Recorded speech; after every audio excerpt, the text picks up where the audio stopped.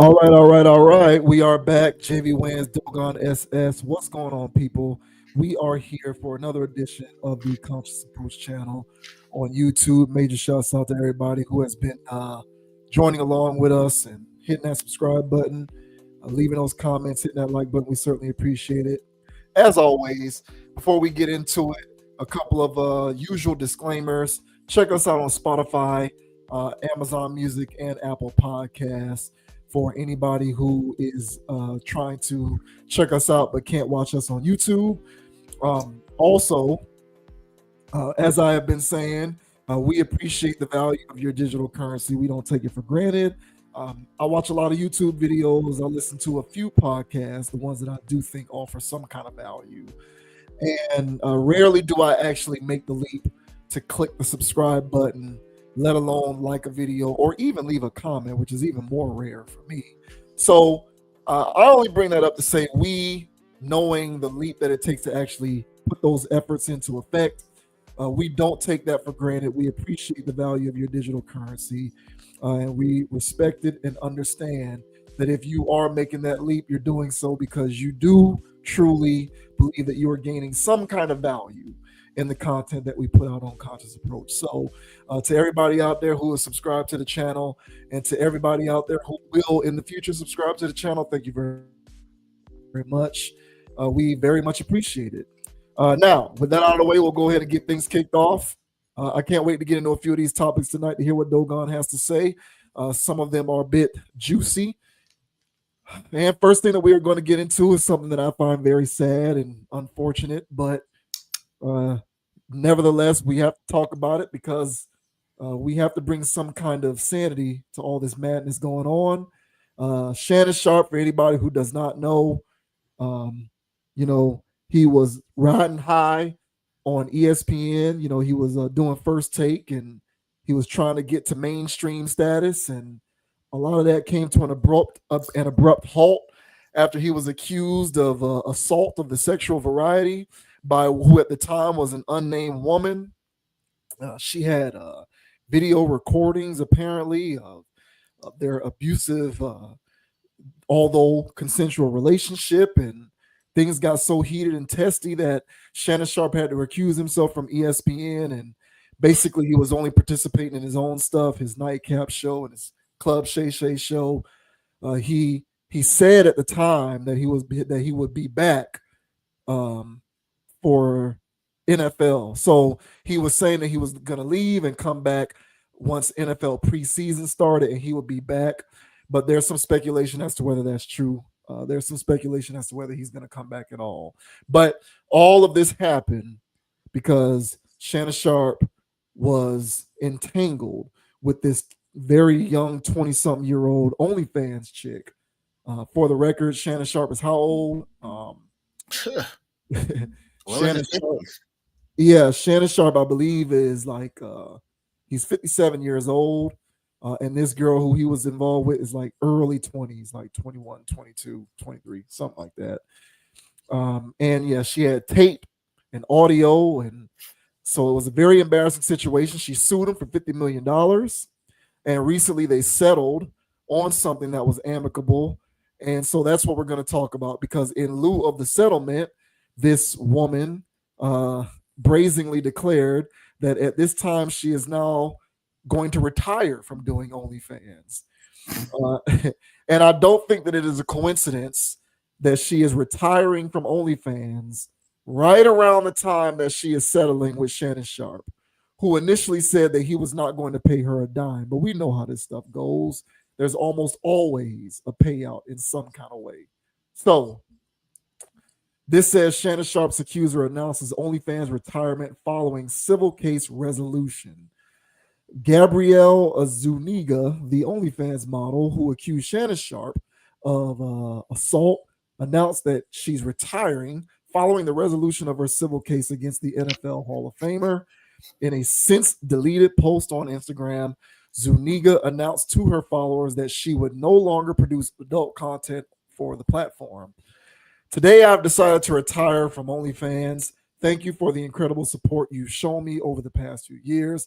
This community has given me a life I could have never imagined. I'll still be active on social media and have several new projects in the works that I can't wait to share. I'm truly excited for this next chapter. I love you all forever and ever. Last week, her attorney in her civil lawsuit against Sharp came to a Last week, her attorney in her civil lawsuit against Sharp came to a conclusion. Tony Busby released a statement confirming as such and said that after protracted and respectful negotiations, we have reached a mutually agreed upon resolution. He added that all matters have now been addressed satisfactorily, and a lawsuit has been dismissed with prejudice. The $50 million lawsuit was filed against Sharp on April 20th and accused him of assault, sexual assault, battery, and sexual battery during a long-term consensual and tumultuous relationship. Sharp denied the allegations and called the lawsuit a shakedown, to which his legal team added that the accusations were meritless. Due to the way the case has been dismissed, the details of the settlement have not been disclosed. Sharp has not addressed the resolution of the case either. Uh, now there's something going around. Shout out to my boy Eddie. He sent me something. I actually might be able to pull it up. So let me stop sharing this because I don't want to misquote anything. So he actually sent me something from Twitter. And let me see. So I'm gonna pull this up real quick. Just for just for context purposes, I'm gonna pull this up. So you can, take this with a grain of salt if you'd like. But my boy Eddie sent me this. This was a link from Twitter. This was a post from Daily Loud, which is a blue check mark on Twitter. And you'll see here it says Shannon Sharpe allegedly paid a total of $23 million to Gabby Zuniga, who recently retired from Onlyfans, which was more than he made in his entire NFL career. So you see his NFL earnings there, 22 million, and she has allegedly been paid $23 million. And so she has now retired from OnlyFans and she is going to move on to do other things according to her.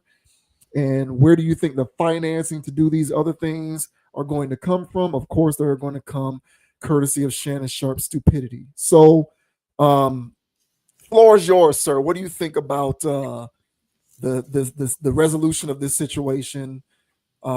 This girl is now able to retire and be generationally wealthy off of this. What do you make of this and Shannon Sharpe and basically what he had to do? It's unfortunate, but a lot of this, he played himself into this. There's only you can only feel so bad for the guy. But in terms of, how he played from 1990 and he retired, I think, I just looked it up, but yeah. So he played for 13 years. So he played in the league for 13 years, played football at Savannah State. You hear all those stories about him working hard and in the field and stuff when he was growing up. This man's been working his entire life. And then after he retired, he got right into media. And yeah, he made only 22 million throughout his NFL career, and he paid out 23, which is embarrassing. But he also has been working pretty much his entire life. Now he didn't get he earned, but at the same time, her coming for what was it, 50 million? I think she was coming for. Yeah. So for him to settle for 23, I guess that's kind of a win, but that's not $23,000. That's 23 million. So I know that hurts. I hurt when I give up $23 at the damn restaurant. So it hurts. So I don't know what Shannon Sharpe did, because these kind of things go away, in my opinion, when you're in where he's at. So I don't know what he did. I don't know who he rubbed the wrong way.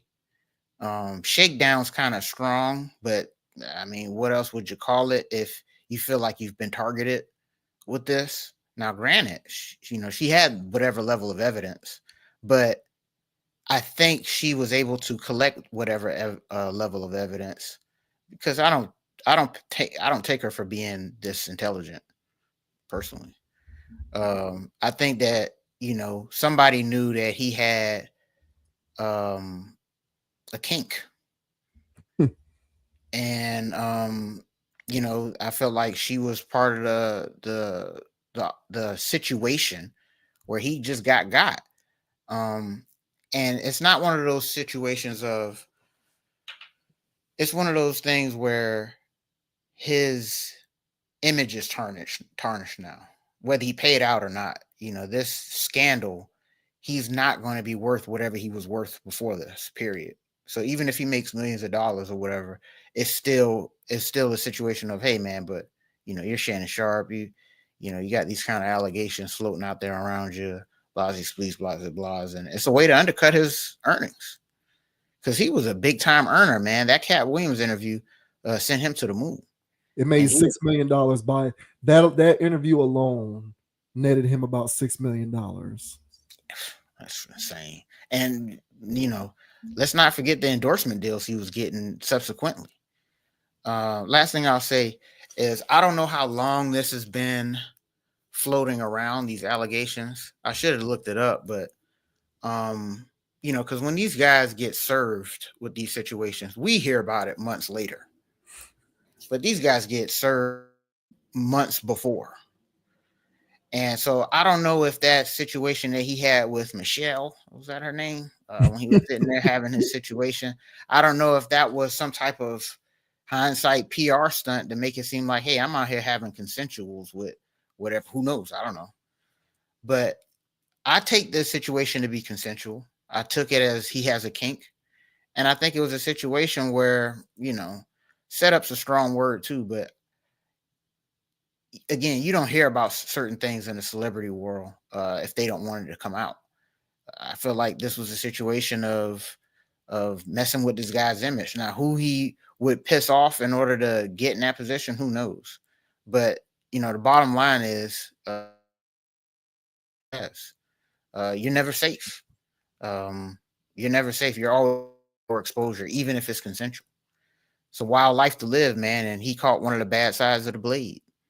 But what are your thoughts, bro, on Shannon Sharpe out here settling with the OnlyFans girl and her calling it quits because, well, there's no need to degrade herself anymore? What are your thoughts, man? I mean, yeah, I just I find it unfortunate that remember when we talked about Tyrese and you made the point that in lieu of his divorce, he is now having to fight to retain a lot of what he earned simply because of somebody whom he slept with. And I feel like this is the same situation in which Shannon Sharpe has made an individual generationally wealthy, not because she earned it necessarily, but because he was a victim of his own sloppy decision making. Mm-hmm. And so now he gets to basically put her into retirement. And all she had to do in order to get to that point is simply exist as a woman who can provide whatever kink it is that Shannon Sharpe was in search for. I mean, it's a very, it just leaves a sour, nasty taste in my mouth.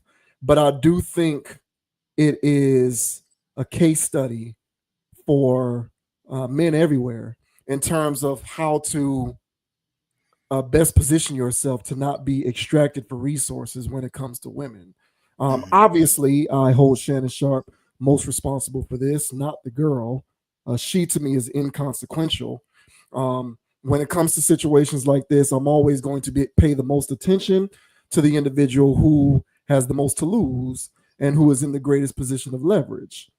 In this instance, the person who had the most to lose and who was in the greatest position of leverage was Shannon Sharpe. And I think when you're in a position of leverage and you have the most to lose, and this might sound corny, but in my opinion, you have a responsibility to accord yourself with a certain level of decency so that you can't be taken advantage of. I feel like you have that level. I feel like you have that responsibility. Mm-hmm. And I think failure to maintain that responsibility on the back end is going to result in something like this, to which you have no one to blame but yourself for everything that happens. Mm-hmm. So I just think that it's a valuable lesson, man, and it's very important that as you come into money and resources on a particular magnitude, you just have to be diligent with who you're dealing with. And you can't take for granted the fact that you've earned your way into this situation.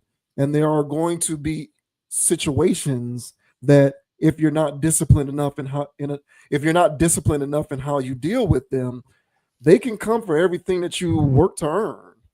Mm-hmm. And I don't like that. Just like I don't like it when people get canceled, fired from stuff because they expressed a disagreeable point of view. Mm-hmm. An individual worked to earn their way into that position. Their livelihood shouldn't be taken away from them because they expressed a disagreeable point of view. Now, obviously, there's a difference between disagreeable and something where a line is truly crossed. And it rubs me the wrong way that an, somebody might express a disagreeable point of view, but to me, they didn't necessarily cross a line.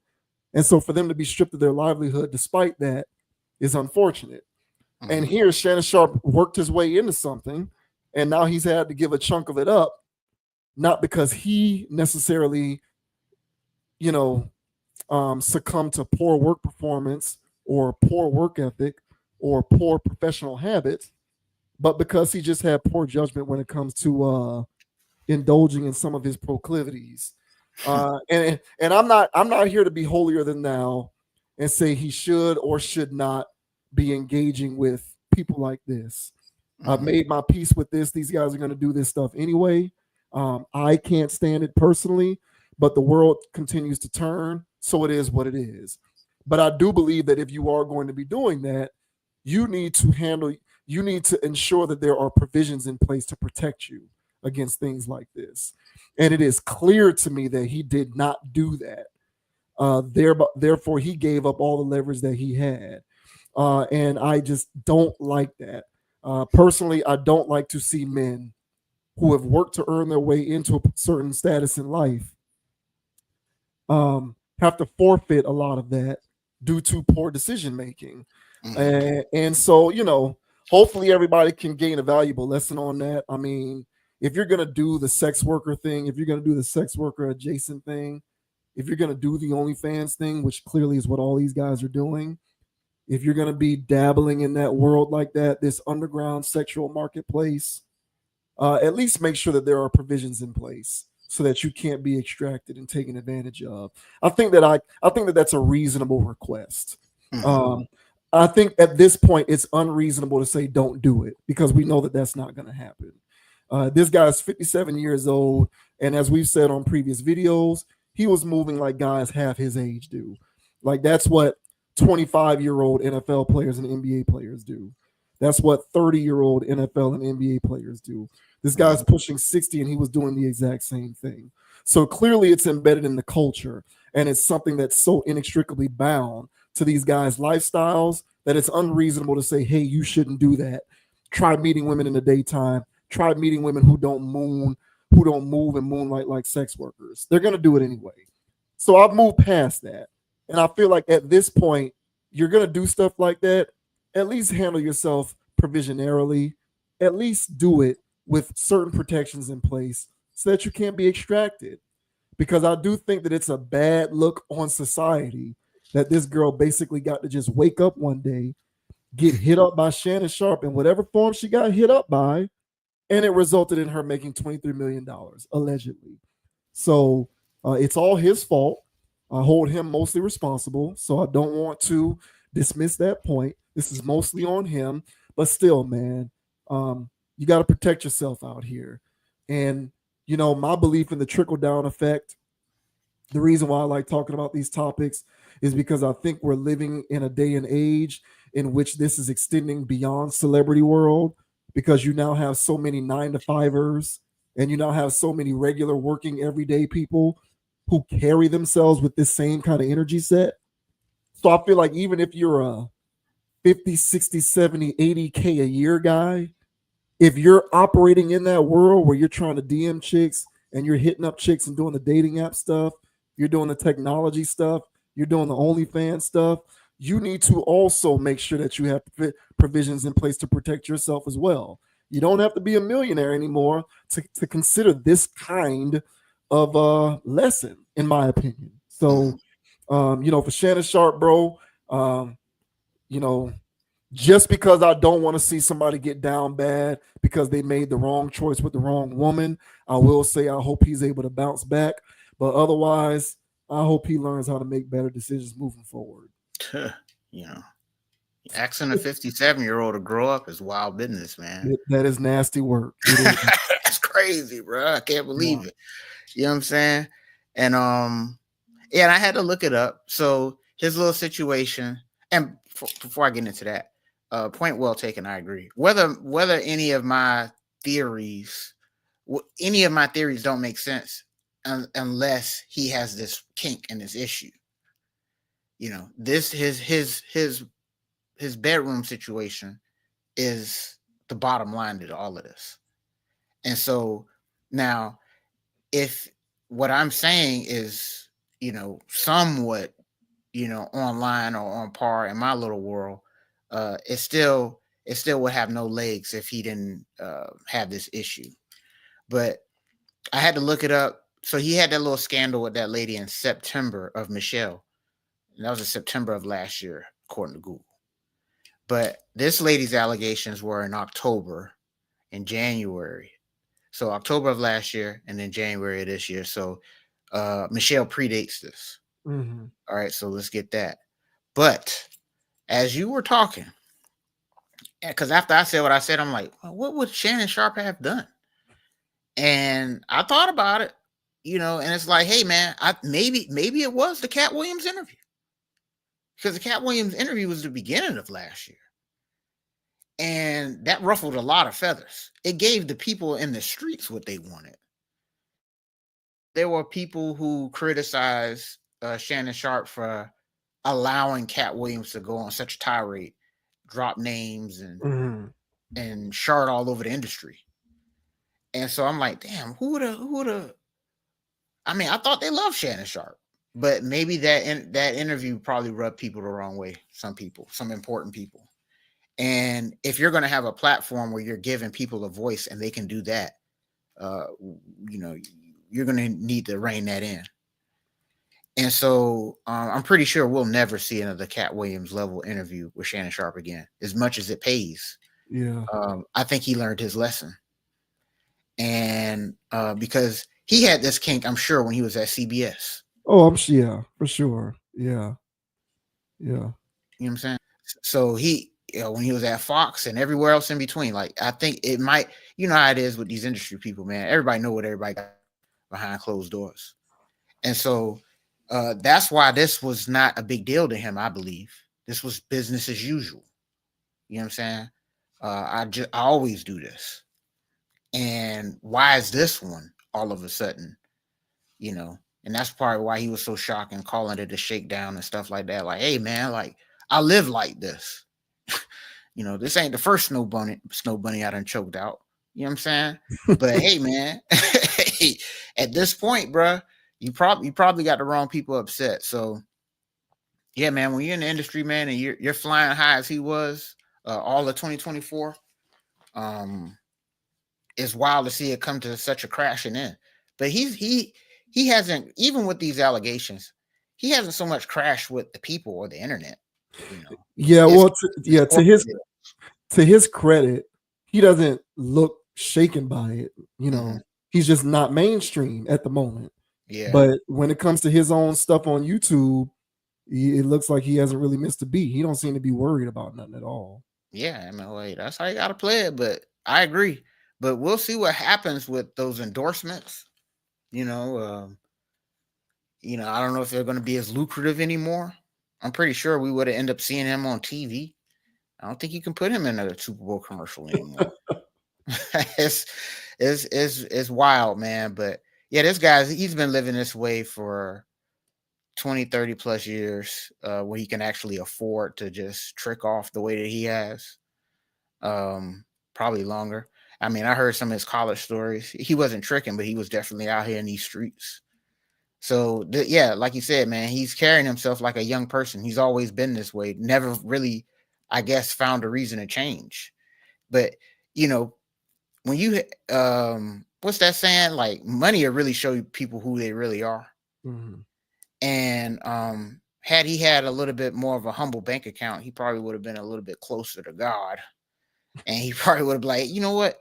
I don't think I should be tricking off on these charlatans, or let me settle down and have a real family. But when you're balling hard like that, you're always succumbing to your desires. You don't have to, but that's how some people end up living.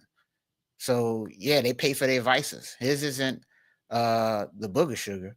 His thing is IG scrolling and picking up stuff in his Insta slores accounts. So hey man, lesson learned, I guess, for everybody watching, this whole scenario. I don't know how you protect yourself from getting set up with somebody you agree to something with. But hey man, just be I safe know out how. here. I know how Uh, you get set up because you don't have anything on paper which says it's unlawful for you to do that.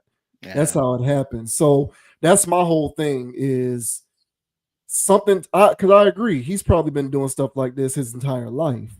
But number one, when he was before he really came onto the scene the way he had in the last year or two, he Mm-hmm, didn't have as much leverage. So mm-hmm, there's not as much to take away. So he's less of a mark, less of a target.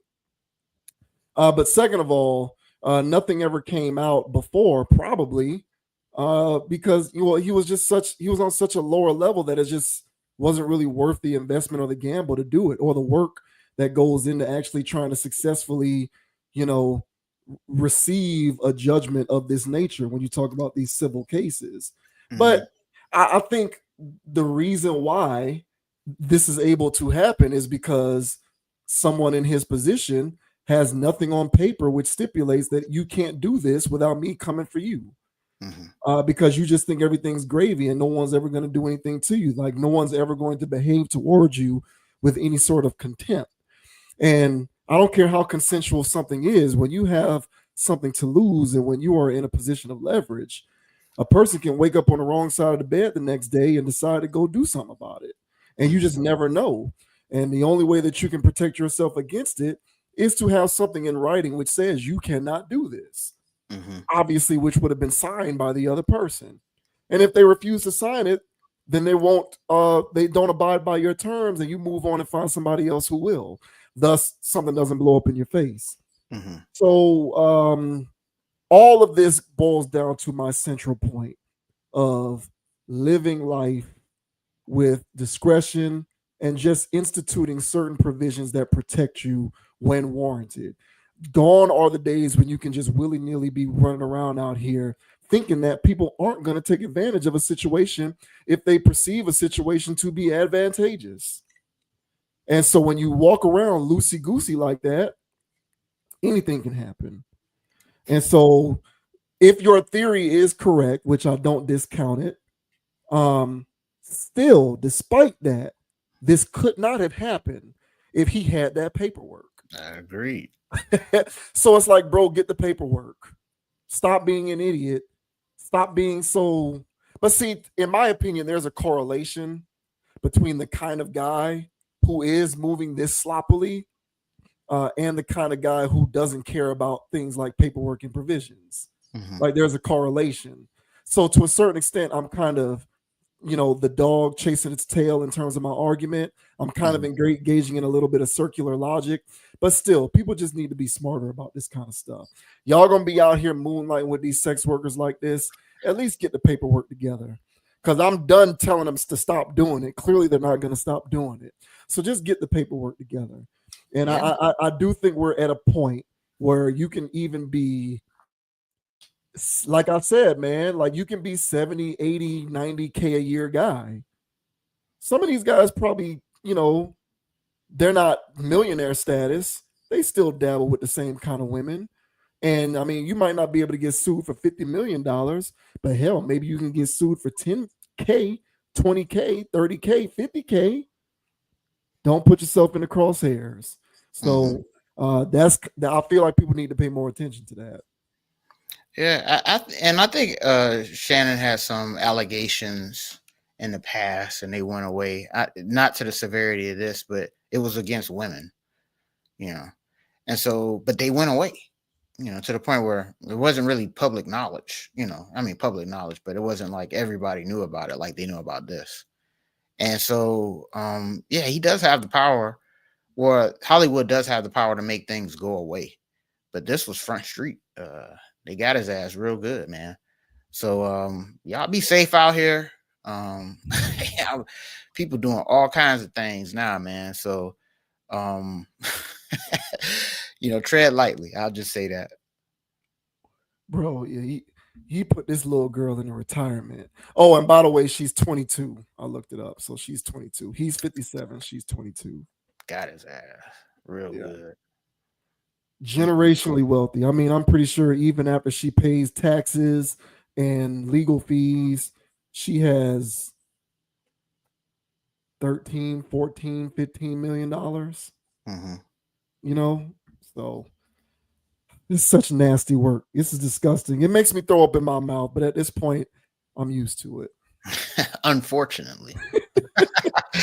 That's a wild thing to be used to, bro. But I'm with you.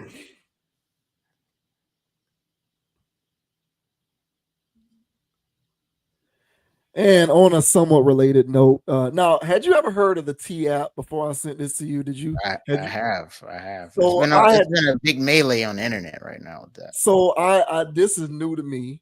Mm-hmm. Um, so again, once again, shout out to my boy Eddie. He brought this to my attention. This was new to me. I had to do some independent research to learn what this actually is. I didn't know what T was. Now I know what it is, which that gives you an indication of just how much I'm plugged into the dating app world. But there was a lot of hoopla surrounding this particular dating app because there was a data breach and people's data and private information was leaked. So you see there, the article says T app hack leaks 13,000 user photos and ID images in major security breach. So this app that has a lot of users has certainly been compromised. Uh, Hackers have ruined yet another app experience. According to a report published by NBC News on Friday, the T app, pegged as a space for women to safely talk about men, was compromised, and roughly 13,000 user photos and IDs were leaked across the internet. A spokesperson confirmed the leak to the news outlet. The hacker reportedly accessed about 72,000 images, including 13,000 verification photos and government ID scans from a database from more than 2 years ago. This data was originally stored in compliance with law enforcement requirements related to cyberbullying prevention, the T spokesperson said. They added that they hired third party cybersecurity experts that are working around the clock to secure our systems. It wasn't long before Sexy Red, of all people, Of uh, course. chimed in on the reported T app hack, sharing her thoughts on the situation via X.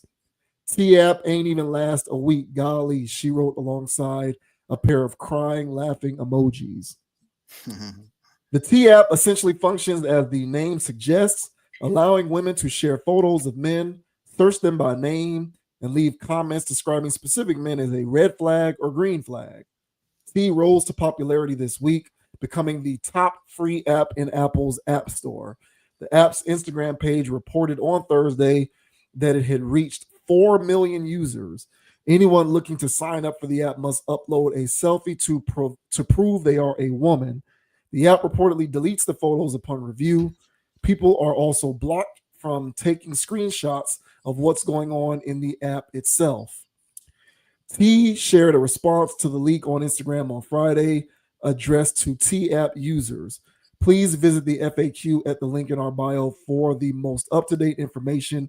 If you need additional support, please reach out to our team at email address. Reads a caption underneath the post. As always, we are committed to our original mission to help women date safely. Thank you for being part of our community built on trust, safety, and care. So there you go. So 4 million users, 4 million women use this app apparently. I think it's safe to assume that this is 4 million single women. Why would a woman who's not single be using this? But yeah, 4 million users, and there were 13,000 user photos and ID images that were leaked from hackers. Um, what do you make about this situation and just the T app in general? Yeah, man. The T app has been all over my timeline for about the last week or so. I want to say I heard about it before, but it really picked up in the last week or so. And my thing about it was, it makes sense. It makes sense that this is a thing at this day and age in society. The women that were so when it first was blowing up, I guess the women that were getting on and making videos about it, making think pieces, they were jumping for joy. Um, Of course. the red flags from these guys, whether they be DL, uh, what I'm saying, whether they habitual cheaters, chronic cheaters, they were getting aired out. HIPAA violation stuff about their status. Right. So all kinds of information was being spread on there. But, of course, there would be guys that were making videos of them being on the app, being, hey, man, they're red flagging me out here. Like, what's going on? And, him making think pieces and being upset about it and stuff. And I was like, I don't think this is healthy. I don't think this level of discourse is what the community needed right now. But the way that people were talking about it, I just knew it was going to be a thing. So fast forward to the hacking, which just recently happened. And then people started scrolling on the profile pictures of these ladies, that picture you got to take for verification, it looks like. Um, you know, and then women would get online and saying, this is the women y'all taking advice from. And then they were also saying, like, look at these men that y'all choosing, based on their profile pictures. It's like, why would you? The only reason why, and this is women saying this, the only reason why you dated a guy with 15 red flags, like the reason why you did that is because you're a woman that attracts and deals with, takes the number of somebody that's worth 15 flags. And because that 15 red flag guy, he does try to talk to all kinds of women. And he doesn't have his hit rate isn't 100%. There are women that turn him down based off vibes, energy, or he'll say one thing and it's like, yeah, nah, I'm not dealing with that. But so it's a lot of conversation of where's the accountability within the app, all these women saying these things.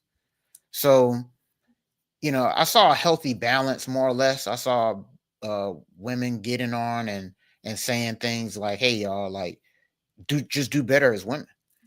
But the premise of it alone of, hey, man, hey, sisters, let's watch out for these guys. There's some guys out here that are very sneaky about whatever they got going on. And that premise makes sense to me, I guess, sisterhood type thing. But what it turned into was, like I mentioned, it was just defamation. Those guys probably really on that. But when people can leave things anonymously, they can say anything about anybody, and they just make the post and dip. So where's the credibility? How can any of this be verified? None of it can. So it's an app built off messiness, and then messy stuff happened because it's a messy ass app. So hey, man, y'all be safe out there. Again, like you said, similar to the last topic, man, you never know who you're dealing with, and if you do them wrong in their eyes.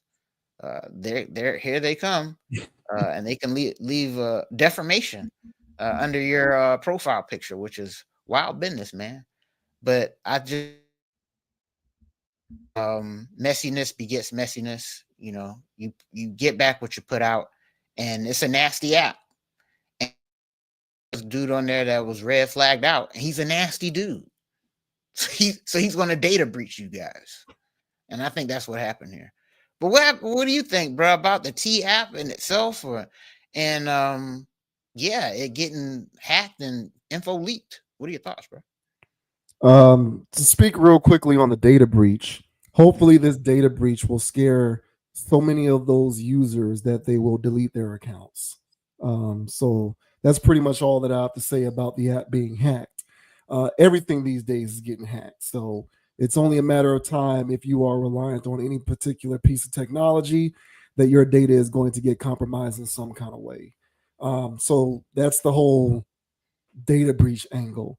Um, when it comes to the app itself, and you alluded to it somewhat, um, you know, I think it's safe to assume that the majority of the users on the app are single women. Um, I'm going to draw a conclusion that most of these women have been single for long enough that they are using apps to help in their dating life because they need some sort of assistance in some kind of way.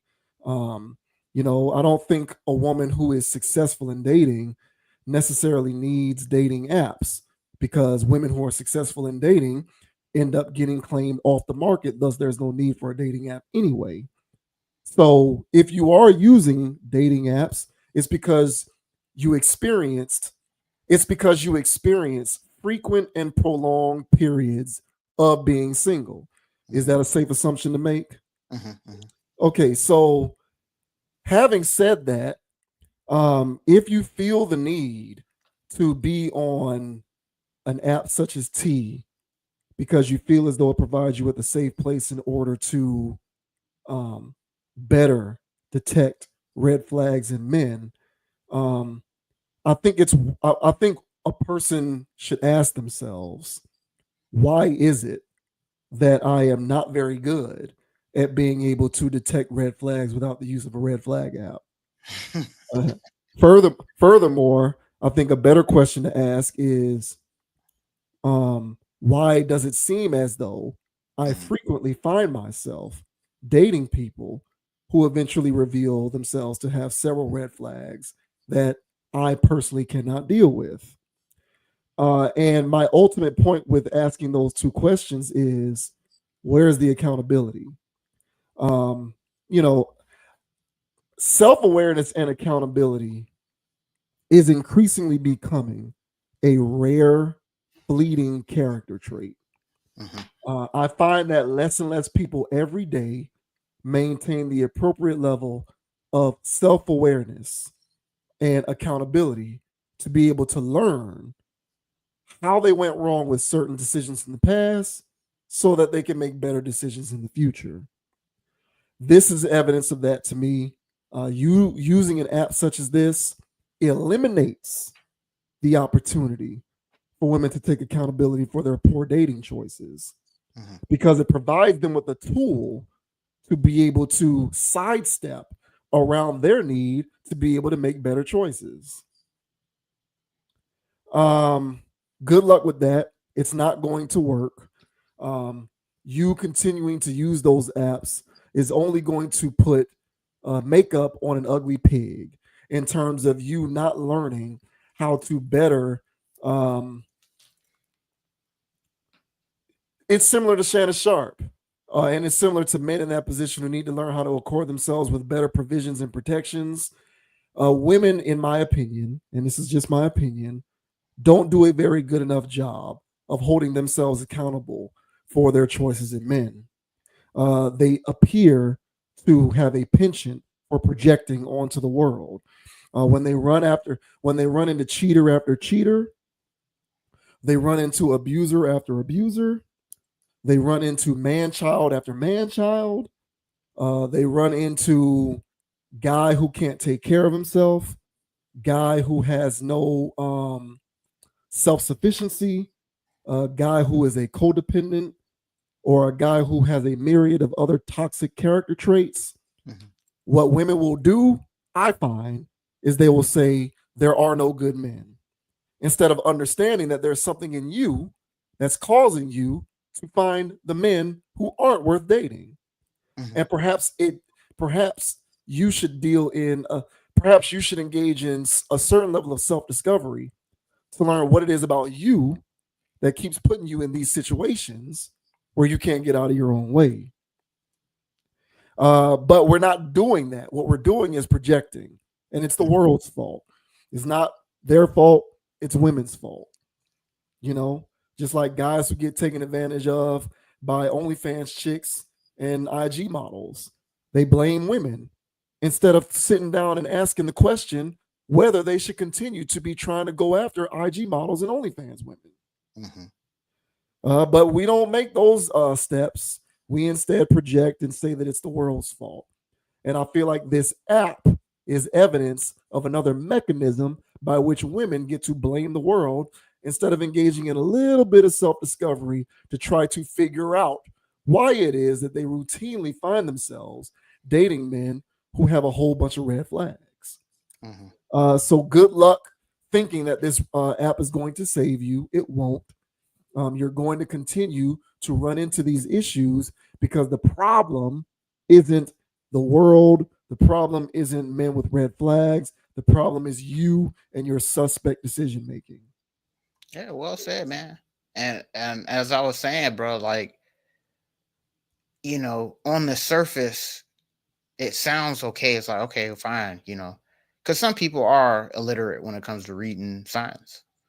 So it's like, all right, for the up and up, like a, like a public service type of thing. Yeah, that's great. But that's not what this thing is. It's an app where people can just leave reviews on anybody. Much like how there's certain people that take fan fiction too far, you know, and they're in forums all day long, just posting stories about some very niche for my nichers. And they're posting all day long. And then you look at this guy's credentials or this lady's credentials, and they've made tens of thousands of posts. And you go, who has this much time? I'm sure that there's people who are on that app that just scroll from city to city, doesn't matter, just for giggles, and put some wild review on some dude or whatever, and just for the hell of it. So, on the surface, like I said, all on the up and up, whatever. But that's not what we're dealing with. Reality, it's a messy app, as I mentioned. It's messy. It's very low vibes in that thing. And as I mentioned, bro, it's coming to fruition what that kind of energy begets. Only now, whether it's the T app or another app that does the same thing and actually does have the right level of security, this whole red flags, green flags thing in the dating world ain't going nowhere after this. This will be a thing to come in the future. In rebuttal, in retort, okay, men have now made their own version of the T app. If I'm not mistaken, it's called Box Score or another thing. I was like, I like that, but and they're green flagging, red flagging these females because, hey, man, it's time for some get back. This isn't going anywhere. I think this will be a thing. So just be mindful out there. As I said, y'all, um, hindsight should have been careful anyway. But nowadays, bruh, it's too much going on. So stay safe, get you somebody safe, and get out of the way. Because right now, the game, the field, whatever you guys want to call it, it is pure anarchy. It's not like it wasn't anarchy before, but I mean, this is just next level stuff. So, you're not gonna remove this energy from the people. Um, this data breach isn't gonna scare anybody. Um, I saw people in the comment section because there was a waiting list to get on the T app. I'm not surprised by that. And so there was some people said, "Ooh, good thing they didn't accept me yet." They'll accept. Hopefully, I get accepted after they fix the security stuff. You know, bro, Unbelievable. they gonna be in there going hammer. Unbelievable. Hey man, this is where we're. Hey man, in the day and age of balloon popping and all this other Yeah. stuff that's going on, bro. Like people love the messiness. They love it, bro. And it's not just our community, bro. This No, is spanning. this is everybody. Yeah, Yeah, this is everybody, this dude. is everybody. Yeah. It's one thing if you are relatively new in the game, Mm-hmm. you're younger, you don't have that much experience, you don't have that much skin in the dating game, and you've had a couple of bad experiences, and so maybe you want to lean on something for a little bit of assistance. I find it hard to believe that is the profile that matches the vast majority of the people who use this thing. Mm-hmm. I'm willing to bet you the vast majority of the people who are on this are seasoned single people. People people who have been in the dating game for an extensive period of time, Mm-hmm. probably people 30 plus who they have a decent amount of skin in the game. Mm-hmm. You've been around long enough, you've been dating long enough that at some point you should take a step back and take inventory on the nature of your decision making and how it may play a role in the kind of people you date on a regular basis. Mm-hmm. If you are finding yourself to be routinely in undesirable dating situations, Mm-hmm. like at a certain point, you being the common denominator, it is incumbent upon you to take a step back and understand why this is happening. Mm-hmm. I guarantee you, if you can understand why it's happening, you can gain the wherewithal to make different decisions and not date red flag guys moving forward, or at least not date so many of them. But people don't understand that. A lot of us have social atrophy, and it to me, being in the game long enough and still having to try to figure this out is indicative of your inability to figure it out. And I think for a lot of people, there's an unwillingness to figure it out. Yeah, of course. And I feel like when it comes to that point, when it's like, okay, it's not that you want to figure it out, but you're just struggling. You have an unwillingness to figure it out. You want to keep dating the same kind of people. That's what you really want to do. Mm-hmm. That's what I said. I said in a few videos before. A lot of us can really sleep better at night if we just accepted who we are and made peace with it. Mm-hmm. Some of y'all want to date guys who are toxic. Just accept it and move on. Why the need to morally absolve yourself by using an app that allows you to call something a red flag? Like maybe you just like toxicity. Mm-hmm. Like maybe you just like toxicity. Maybe you just revel in toxicity.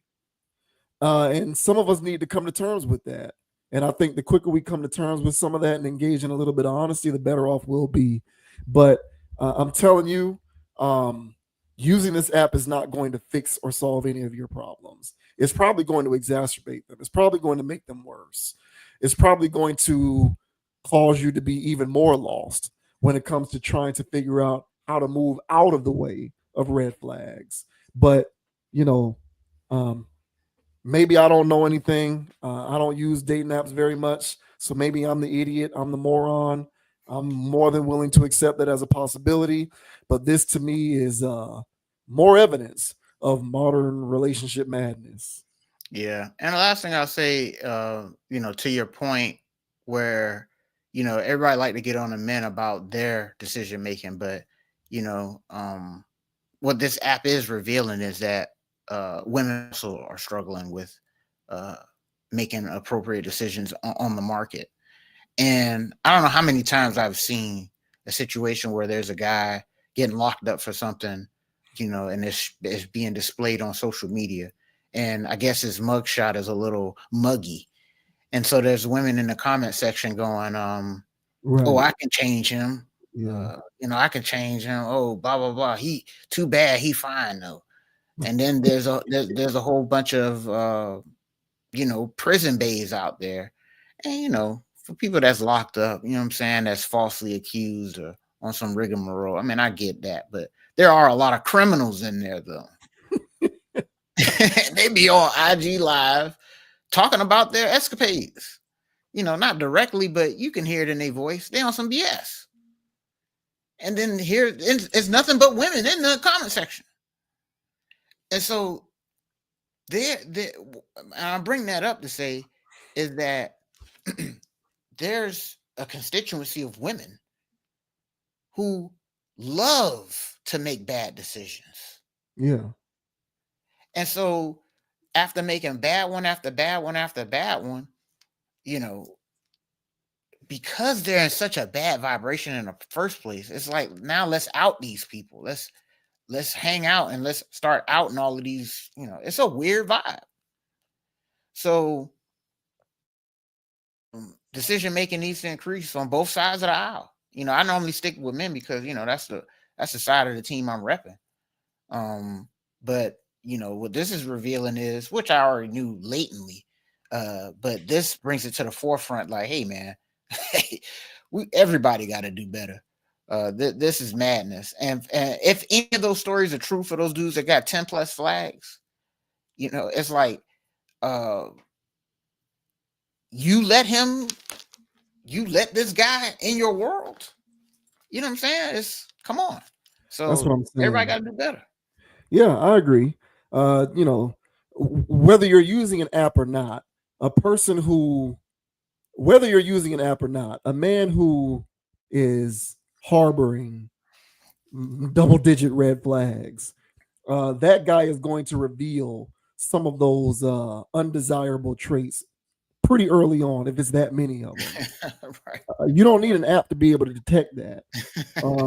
I think the app is offering these women with a crutch to once again sidestep accountability. Because if I have an app to be able to detect red flags, I can still get all of the perfect traits that I want in the package that I want it for, and minus the red flags. And that's not going to happen because typically there's a correlation there. So you're not going to get one without the other. You're not going to get all of those things that you like without getting some of the baggage that comes along with it. It's unrealistic to have that expectation. There's always a correlation.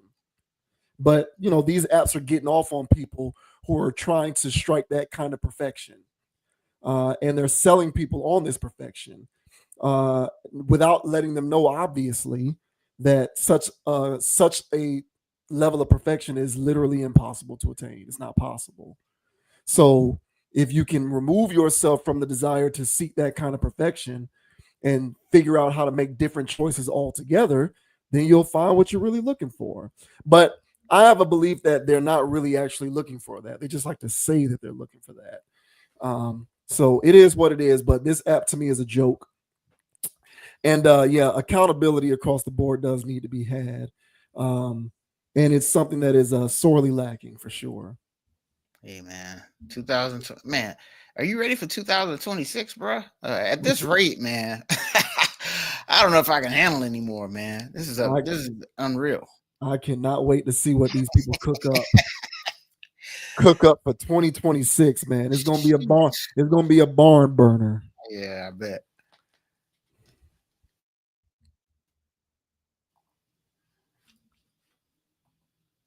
All right, next up, we're going to talk about comments made by Steph Curry, who believes that NBA players are underpaid. This is interesting to me.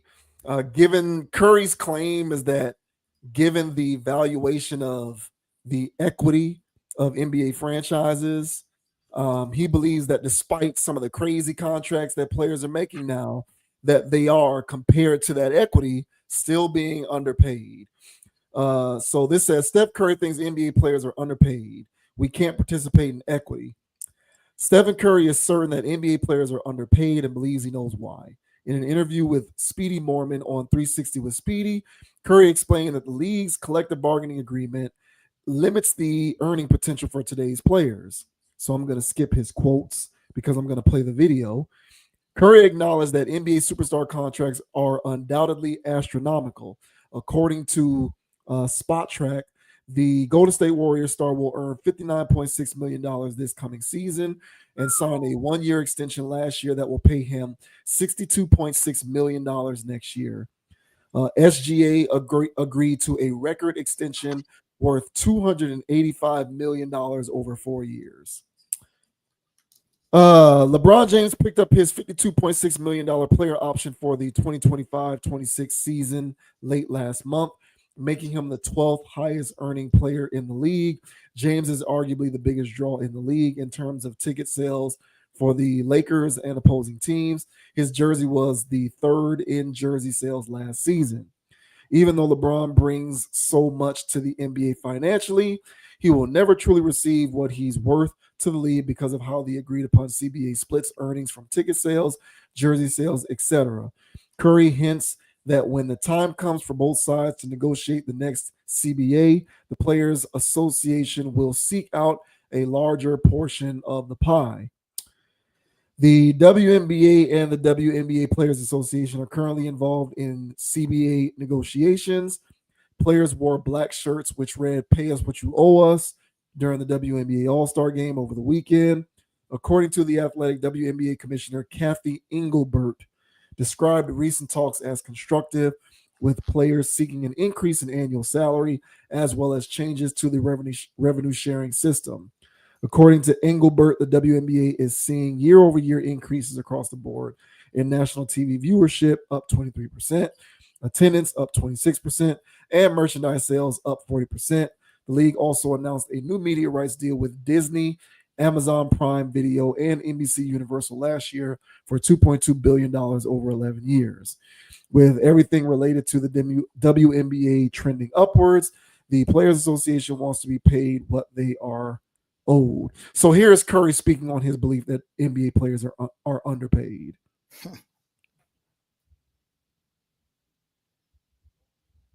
Considering what value you guys are bringing to not only the league but the organizations, do you think you guys are underpaid?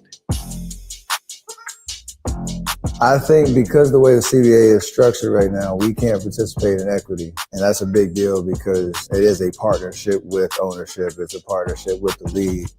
And we're on the short term of that revenue, right? Like those numbers sound crazy, but what the league is doing from whatever era you want to compare it to now is probably, 10x that. So like the idea that we can't, participate in equity while we're playing is a part of why I would say yes, we are underpaid because you want to be able to participate in that. I know we're blessed to be in a position where we're playing basketball for a living and these are the type of checks that people are earning, and I think it's all deserved. Hopefully, sooner than later, those rules change a little bit so that players can participate more in the upside of team equity, the league, valuations, and all that type of stuff.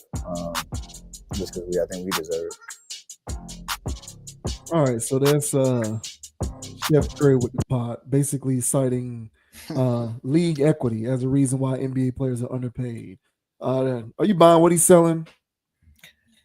I mean, I guess underpaid is it's so buzzy. It's a strong word. It is. Yeah, it's just really hot takey. um, but I mean, I understand his argument. If they're not allowed to participate, in forms of ownership or anything circulating around investing in the league like that, then yeah, I think that that's a reasonable gripe. I would also say that, to play devil's advocate, that I understand why they wouldn't be able to do that while they're active players. So how do I feel about it overall?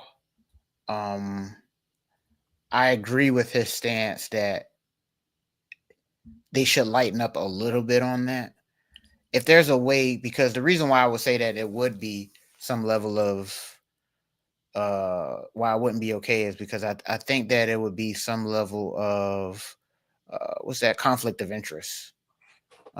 Whether you're doing it with your team or something like that, like things could get murky when it comes to air quote competitive balance on the court. So let's say, for instance, um, who just misses LeBron. So let's say LeBron missed a clutch 3-pointer, but everybody knows he's got equity in Cleveland where he missed a shot at, for instance. Then there's going to be things swirling around that LeBron threw the game. No, he just missed the shot. He he would have missed that against Detroit or anybody else. All right, but conversations that the league isn't ready to be dealing with. So, but if they lightened up on things, enough to where it's like maybe not a specific team or a collective way to get involved with it. Who knows? I think that they should open the door with something that wouldn't people wouldn't think is collusion or anything like that. And I think there is a door open for that. But to have that door shut completely, I understand his gripe. But to say that they're underpaid, technically they are if they were able to get involved with that. So technically they are. But it's hard to say that anybody earning tens of millions of dollars to dribble a basketball is underpaid is laughable to me. Even if it's a situation where percentage wise that these owners are pulling in more money than you would like, you would feel like you would want more of a share of that. And that's just off salaries alone. It's their league. They can do whatever the hell they want.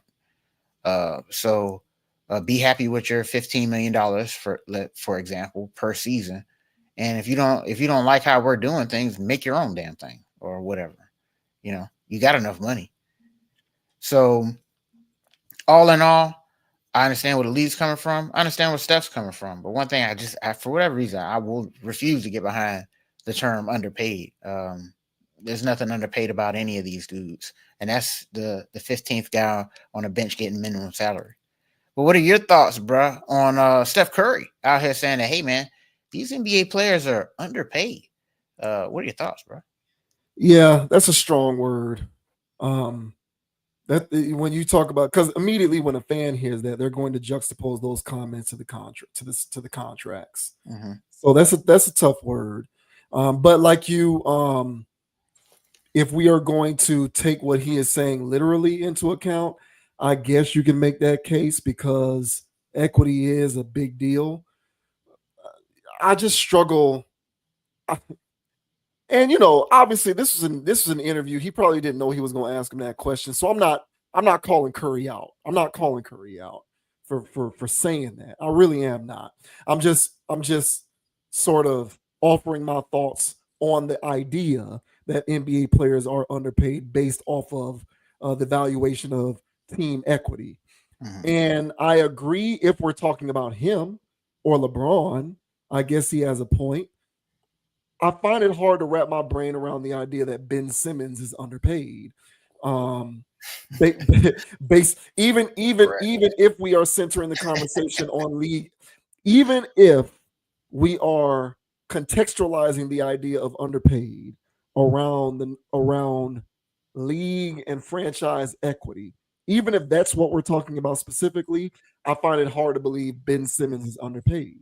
Mm-hmm. He's someone who doesn't play basketball. Mm-hmm. How can he be underpaid juxtaposed to the valuation of league equity when he's not contributing to it by playing basketball? Right. I find that I can't wrap my brain around that. Joel Embiid is another one. I find it difficult to wrap my brain around the fact that he's underpaid. And look, I'm not criticizing the guy. The dude is made out of paper mache. He can't stay healthy. It's not his fault necessarily, but it is what it is. He's built on pickup sticks. He's incredibly injury prone. So if you're not playing in a lot of the games, even if you are a big name and you're incredibly talented, I don't agree that you're underpaid or that you deserve a stake in league equity when you're not contributing to the overall valuation of the league by playing basketball. Mm-hmm. So I don't think it's a one size fits all. Obviously, I think that statement has some merit, but I think it only has some merit when it comes to certain players. Steph being one of them. Even though I don't like the guy, I'll throw LeBron in there too, because LeBron does move the needle in terms of people talking about him, and he does play the vast majority of games unless he's legitimately injured. He's not injury prone. He does give you production. So he can make that claim, sure. People like Ben Simmons, um, Joel Embiid, Zion Williamson, um, people who are earning people who have $200 million plus contracts but just don't play basketball. I can't rock with you on that. So obviously qualifying it around certain players who have earned the right to be involved in conversations like that, I think is a fair way to handle that. But to just kind of in a vacuum say all NBA players are underpaid, like you, I can't go that far. Oh man, and I think that even if they did open the doors for that, let's say for instance, there's some guys that even though they know of this, benefit to do so, um, they wouldn't do it. Now, if he's talking about some universal thing where all players, see, that's what I'm saying. That I don't know how they would do that because these ownership in these leagues isn't. I mean, it's something else, man. So I don't know how this would work in the grand scheme of things when there's thousands of people that circle throughout the league at all times. So it has to be a way where there has to be some type of merit based being able to earn type of thing, but then that can get murky and kind of weird because then there'll be people saying I'm being gate kept. It's not my fault I had a torn MCL and then tore my Achilles the next season. I should be able to have. Yeah, you're gonna have that. Well, yeah, for sure. So that's why I agree with him in the sense that they should crack the door open somewhat for some type of situation. But what would that be? I don't know. But as far as I'm concerned, these owners aren't looking to give out more money, no matter what the context is. So they want their money, and you want part of ownership. Not not happening, champ. Good luck with that. Not happening, bro. They'll give you $100 more million a season before they do that. So, nah, man. Wishful thinking. I guess you just gotta wait till you retire, bro. But active players, nah, man. Like they're not gonna let you in the door with that. And I think that is from where I can see for good reason as far as like how the NBA is running or the NFL. I pay more attention to them, but I'm sure MLB and everybody else is running the same type of racket where these guys are afterthoughts. And even if they are somebody to the LeBron James, Steph Curry, like these guys will rather cut them or something like that before they give them any part of ownership. It's not gonna happen. Yeah, I'll trade your ass. I don't care. I don't need you like that. You're fun to have. But you're not sitting at our table. We're not going to do that for you. So if you retire and you want to buy into this, that's another thing. But just because you're playing, just because you're XYZ, because there's probably some type of percentages of, hey man, I'm selling this many tickets or I'm selling this many jerseys, my TV revenue stuff, like I'm bringing in this much money, so I should be able to get a portion. No. The portion that you're getting, sir, is at $59 million next year. Right, your contract. Yeah, that's what you're getting, bro. So, nah, I can't go for this. It sounds good on paper. It sounds good, but when you're dealing with businessmen, especially to the caliber of these plantations, they're not looking forward to doing that. So, wishful thinking, bro. But take this retirement money when you get out, man, and y'all pool y'all money together if y'all really want to see these things. But I think there's a lot of lip service I can't get behind it. Sorry. Within the world economy is so up and down and chaotic. There are very few these days guaranteed investments, an investment that you can make and that it is going to appreciate in value over time no matter what. One of those few guaranteed appreciable assets is a pro sports franchise. Um, with the way that the world is going and how things are so crazy and people have sort of people are consuming professional sports today at a rate far beyond anything that they've ever done before. Gambling has contributed to that in a lot of ways, obviously the legalization of it, but pro sports right now is one of the few things I would say that's too big to fail. um People who are in the door on people who are on the ownership level of that aren't seeding any of their potential No. stake or earning potential in any kind of way, Right. especially to labor, because they're too big to fail. Why would they mess any of that up by letting labor in on that? Right. So it's a pie in the sky notion. Maybe if we were in other industries that can go either way, we would be having a different conversation. But when it comes to these professional sports franchises, it's guaranteed printing money. Exactly. Even the Washington Wizards, an atrocious organization, nets a profit year over year.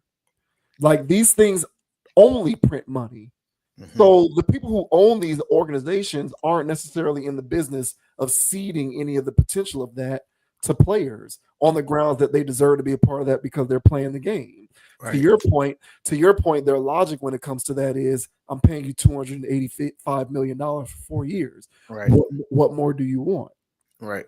So good luck with that. There's speculation that LeBron wants to own a team in Vegas when he retires.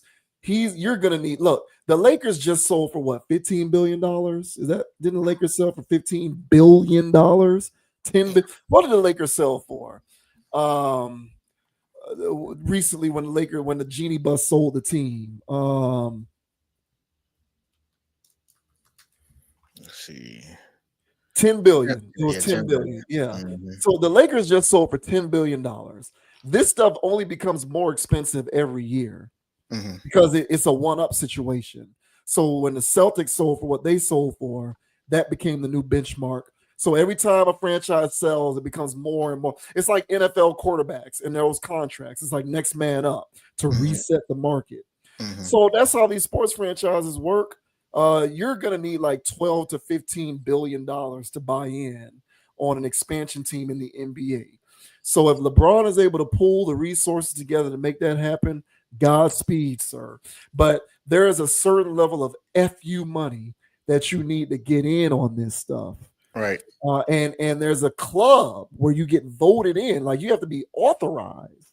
It's not like you can just come with the money and it's like, hey, can I buy a team? No, like there's Mm-hmm. a board of governors and the owners have to collect the owners. There has to be a majority vote in Mm-hmm. order for you to get let in. So the amount of roadblocks that it takes to actually be a part of an equity type situation for somebody who's outside of the club, the list is very, very long. And if you're an active player, like I said before, um, the appreciation and value on these franchises year over is such a guarantee that there's no discernible risk inherent in any owners not letting players get an equity stake because they're going to be making money hand over fist, guaranteed, no matter what. So it's nice to talk about that stuff, but practically speaking, it's very difficult to implement. I believe that if individuals such as Curry want to see a league in which players have an equity stake in the league, like you said, and this will never happen, Of break course. away, get your people together, and start your own league where you run it and you can do whatever you want. But the NBA is a firmly established cabal that is deeply entrenched in how it operates, and it's never going to end. So um, until then, a lot of this stuff is just nice conversation. I mean, you know they coming for sports bettors, bro. Yeah, they coming for me, man. They passed a thing, bro. I don't know if you heard it, bro. It's part of that big beautiful thing, and they're gonna tax. They're gonna tax people. I think starting next year. Why They're gonna not? tax me for losing. Why not? Yeah. No, yeah, what the hell? Man, that is my only. So now I'm where you at, where it's like, hey man, just give me my thing. Just give, and that's what I've always said. At least within the last 5-6 years or so, was like, look, like that little dog in that meme where everything's fine, everything around me is on fire. So long as I can bet on my football games, I'm good, man. Sprinkle in some basketball too, yeah, I'll do that too. But now they're going to charge me 10% per bet. What? So if and I don't gamble big, man. A situation like, let's say throughout the year, I done betted and lost $500. I would only have to pay $50. But let's say that out of that 500 that I did, I won, 1,000. Yeah, right. I won 1,000. They'll take 100. $150 out of that is whatever. But I netted $500, and then you're taking $150 out of that. And so they're going to tax you whether you're winning or you're losing. And so for the big time sports bettors, this is really going to crush those guys because they bet big. So if they bet $2 million to win $2.3 million, yeah, they netted $300,000 for the year. It's not a bad job. Mm-hmm. But you're going to have to pay taxes on $2 million. And you're going to have to pay taxes on $2.3 million that you won. So quick math, what's that? 43,000 or more in taxes. So yeah, man. All in all, big time bettors, everybody that's doing anything, next year is gonna suck, dude. So we're gonna, and now they're busting all these guys that are colluding. Yeah, I think another pitcher got suspended or some shit like that. So yeah, man, sports betting, although it's becoming bigger, and yeah, you can't really stop a gambler. That's an addiction. All right. But at the same time, man, casuals like myself, bro, I'm not going to bet as much. I'm not going to, I do that for the fun of the game, and I'm only watching the games because I'm betting. Yeah. So it's going to be interesting how things play out these next few years. And honestly, bro, the way ratings go and how these things get paid off media rights and stuff like that, and people aren't really consuming basketball as much as they used to. It'd be interesting to see what these new CBAs and stuff. I don't know where they're making their money from anymore, unless they're overcharging so much for these tickets. I don't know where they're making the damn money from. I think it's a conspiracy with the streaming services. Mm-hmm. So I think because that's where the NBA doesn't care about how NBC, for example, or Prime, whoever else they made their deal with. Like the NBA doesn't give a damn how Prime or NBC is going to recoup for the investment in paying for the media right. Like the NBA doesn't care. They made their money off of signing the deal. So that's up to the partners to figure that part out.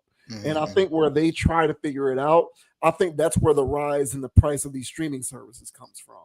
Mm-hmm. Like I'm starting to feel like every time that there's a price hike on Netflix or Prime Video or Peacock or the rest of these streaming things that people be using, where they raise the price like 2 or 3 times a year, that's why.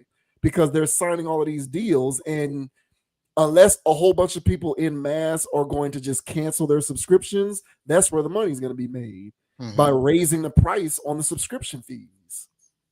Because as much as people bitch and complain about Netflix constantly, and I stopped. I got rid of that. I don't really watch TV like that anyway, so it wasn't a hard decision for me to make. But I used to have a Netflix account. I got rid of it in part because I just got tired of them raising the price 2 to 3 times a year for nothing. They would just say, "Oh, you're paying more just because." But most people keep it. They complain, but they'll keep it. They're not good. Most people don't cancel. They keep it. So as long as they'll just keep raising the subscription fees on this stuff as more of these these partnerships get brokered where a lot of this stuff is moving over to streaming. So Mhm. less and less of it is on cable. So where the NBA is going to be on what next year? NBC, Peacock, Prime is where you're going to be able to watch the games. It's going to be more games on that stuff and less on cable. So like the NFL is already on Prime and Netflix and all of this other stuff. So that's what they're doing. I know that the WWE, they're done with cable. They're only on Netflix. Oh, So wow, I here didn't we know that. go again with another price hike on Netflix to actually be able to pay for this stuff. So I don't know, man.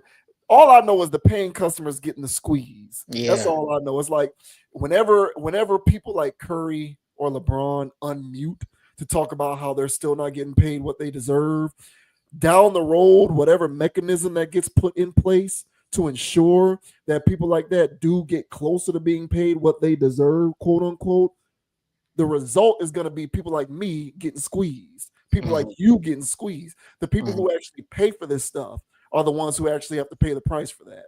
We're going to be the ones getting squeezed if Steph Curry ever gets his dream and players and players get an equity stake in NBA equity. Like it's going to be working people who get the squeeze on that. That's well said, man. So I never looked at it that way, but yeah, we're footing the bill both ways. So we're paying more for we're paying more because we don't want to see these. It's not that we don't want to see these guys get paid more or nothing like that, but it's ridiculous what they're getting paid. And they're getting paid a lot of money because they're taking it from us. Exactly. Yeah, for sure. Yeah. So yeah, I mean, because I always assumed that these media companies just had it like that. And when it was cable, they did have to have it like that. But as you mentioned, these streaming services, the migration over to and the coincidental hike in prices. Yeah, so there's the streaming company, they still making their money Mm-hmm. and they're just taxing us. They're taxing us so they can have it on their thing. So their ratings could always be had. They're always Correct. getting downloaded, and people Correct. can always watch and stuff like that for Mhm. their metrics for them to make more money later. And And so it forces people into a position to have to pay for something that they don't want as yeah, well. they can You know miss. what I'm saying? Because like there was something that I had to start paying for because there's something that I need that got moved. And it was Mm-hmm. like, so you mean to tell me now I have to subscribe to this BS? And it can, and like if I want it bad enough, I'm gonna do it. Mm-hmm. And I'm gonna put up with the price hikes because I want to have access to whatever that programming is. That's crazy. So it's a racket, bro. It's a racket all the way around. That's what it is. It's a racket, and people are just getting squeezed. So you know, whether NBA players, at some point in the future, I'd highly doubt it for all the reasons that I stated earlier. But Mm-hmm. if you do see something like that happening, it'll be at the expense of the paying customer, just like everything else is at the expense of the paying customer. So you get equity and you get to make $60+ million a year, and I'm the one getting squeezed, Right. paying because pretty soon Netflix is going to be $30 a month. You know what I'm saying? Yeah. Unless you want to get the version where you're getting hit with ads every 30 seconds, which who likes that? So if you want to get the ad-free version, and if you got a 4K TV and you want to get all of that bells and whistles stuff, Netflix is going to be $30 a month pretty soon. And Insane. the rest of this stuff is going to be following right behind it, price hike after price hike, and the audience is just completely stratified because if I want Thursday night football, I got to have Prime. Yep. If I want WWE, I got to have Netflix. Yep. If I want whatever else, soccer or whatever else you find this stuff, I need Peacock or I need this or I need that. It's a racket, bro. It's a racket. A planned one too. Yep. Hey, last thing I'll say, bro. Did you hear this? That ESPN might be acquiring Red Zone, or they did acquire Red Zone? I have not heard that. Yeah, I don't know if that was. I think I googled it and looked it up, but yeah, man, look into that, bro. Because if they get our boy, if they get our boy, it's a wrap, bro. Chris, what's his name? Chris Hansen. Yeah. Yeah, Yeah. it's a wrap, bro. No more Octobox for us, man.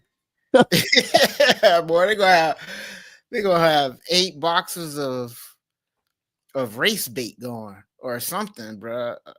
Wow, ESPN. it's not just Red Zone, it's NFL Network too. Yeah, okay. So then, yeah, then they would get red zone. Oh wow. Yeah. So hopefully that's not this season. Jesus Christ, bro. Yeah, bro. ESPN gonna ruin everything. They're gonna ruin it. This. Like, come on, bro. Like, I already gave up. Like, movies. Like, they're gonna reboot everything I loved. They're gonna make a reboot of everything I love and bastardize it. So I gave up. I gave up on everything, bro. And now y'all trying to take Chris Hansen? Man, get out of here, bro. Oh, hey, look, man. Good luck to Curry and your equity mission. It's not going to happen. Rich people are not in the business of giving money back. It's just not. It's just not how it works. But yeah. In a world in which such a thing does happen, hypothetically, it'll be at the expense of the people who have to pay for it, which is everybody else, with the people at the bottom.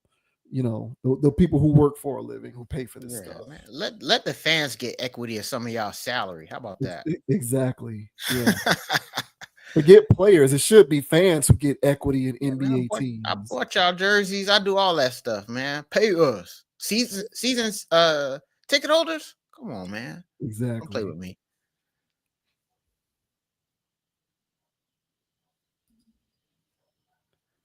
And now for an interesting story involving Christian Wilkins, who's a very good player in the NFL, but was recently cut by the Las Vegas Raiders. Officially, not officially, but the Raiders have communicated that Christian Wilkins was cut for several reasons, including him kissing a teammate in an unwanted fashion on the forehead. But the timing on this is very coincidental. That not long after this whole HR fiasco, he was cut, even though he had been dealing with this injury situation for a while and was still on the team. So for anyone who is unaware of what happened here, this is a very interesting story. This says Las Vegas Raiders release player after he gave playful unwanted kiss to teammate's head, report. A Las Vegas Raiders player who was unexpectedly cut by the team last week was reported to have kissed a fellow player on top of the head during a team meeting, leading to a human resources complaint that partly played into his ultimate release, according to a report from ESPN. The Raiders made the surprise announcement last week that the team had decided to cut defensive tackle Christian Wilkins just 1 year after signing him to a lucrative contract extension. At the time, the Raiders said in a statement that the team demanded excellence on and off the field while announcing its decision to cut the 29-year-old D lineman. However, ESPN reported Monday that Wilkins was also facing an HR complaint within the franchise at the time of his release, tied to an incident that reportedly happened last week between him and another unidentified player during a team meeting. The outlet reported that a source inside the locker room said Wilkins gave his teammate a playful kiss on the head, which the player did not receive lightly. It's unclear how exactly the player responded to Wilkins' kiss in the moment, but ESPN reported that he was upset with the incident. An HR complaint was later filed against Wilkins with the Raiders front office. ESPN reported that the incident was not the sole reason for Wilkins' dismissal from the team, though it appears to have played a role in the franchise's decision. People has reached out to the Raiders for comment. Last week, ESPN reported that Wilkins had been handling his return from a 2024 injury to his foot in a way that the Raiders did not agree with, which also played a role in him being cut from the team. Raiders head coach Pete Carroll told reporters that the team took a long time to make our decision to cut Wilkins, adding, "I think there was no clear path to his return." And so we just had to move on. We have extremely high expectations. I don't even know any other way to think. I don't care for what year or team it is. It doesn't matter to me. You're either going for it or you're not. Because of the issues the team had with how Wilkins was treating his recovery, the Raiders were able to void the remaining $35.2 million left on his contract, according to ESPN. CBS Sports reported that Wilkins had signed a 4-year, $110 million contract with the Raiders last offseason, Wilkins filed a grievance with the NFL Players Association over his contract termination, according to the outlet. Floor is yours, man. Are you buying the Raiders story that this is about the HR issue and his rehab? What do you make of this situation? Honestly, bro, I think that he's freaked out. He's been a little, well, not a little. He's been big zesty since Clemson, bro. So, and his attitude, he said, I don't want to say attitude, his behavior, is a little, it's all over the place. When we drafted him as a Dolphin fan, he didn't he do something wild in the when he got drafted? I don't know if that was him that picked up Roger Goodell or. I know he did something wild at Clemson. Yeah, I know that. Yeah. And when we drafted, I was like, man, I guess, bro. And so, yeah, he was serviceable for us. He did things, but I didn't care for none of his antics. It was old to me before he even got on our team. So, so he goes to the Raiders, one of the armpits of the NFL. Okay, they take on any damn body. All right. So of course they sign him. And he brings the antics over there. And I think I think they were just tired of his stuff. Like if I got a franchise, and I got a guy in the building doing that, you better be top tier for us to deal with all of your shenanigans. And it's just goofing around. So the clip that I seen of him dancing around when he's supposed to be handling rehab, that's typical him. You know what I'm saying? Just doing any damn thing. So I'm pretty sure he's in the locker room playing grab ass with people, getting weird. So it's like, look, you're in here, you're playing grab ass. You refuse to get surgery. You're dancing during your rehab. Now you're out here essaying our top players. So look, man, we've got all the grounds. They were tired of him already as a person, I would say. They already felt like they overpaid the guy, I'm sure. Yeah. And then when he got hurt, and then he's treating his rehab like that, they're like, look, we got to get off of this thing. All right. So much like the Shannon Sharpe situation, he was bound to do something fireable. Once they got that footage of him dancing, that's their leg to stand on, no pun intended. For them to say, this is grounds to get rid of him, but we need something else. And then what better than SA? Because he's going to do it. So if it wasn't this situation when he was kissing this guy, he's probably going to kiss somebody else or grab somebody else's ass or crotch. This guy, he can't keep him to himself.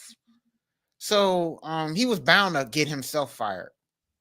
Last thing I'll say is I've worked at places where you had to do something to get fired. They couldn't just fire you because they didn't like you. Mm-hmm.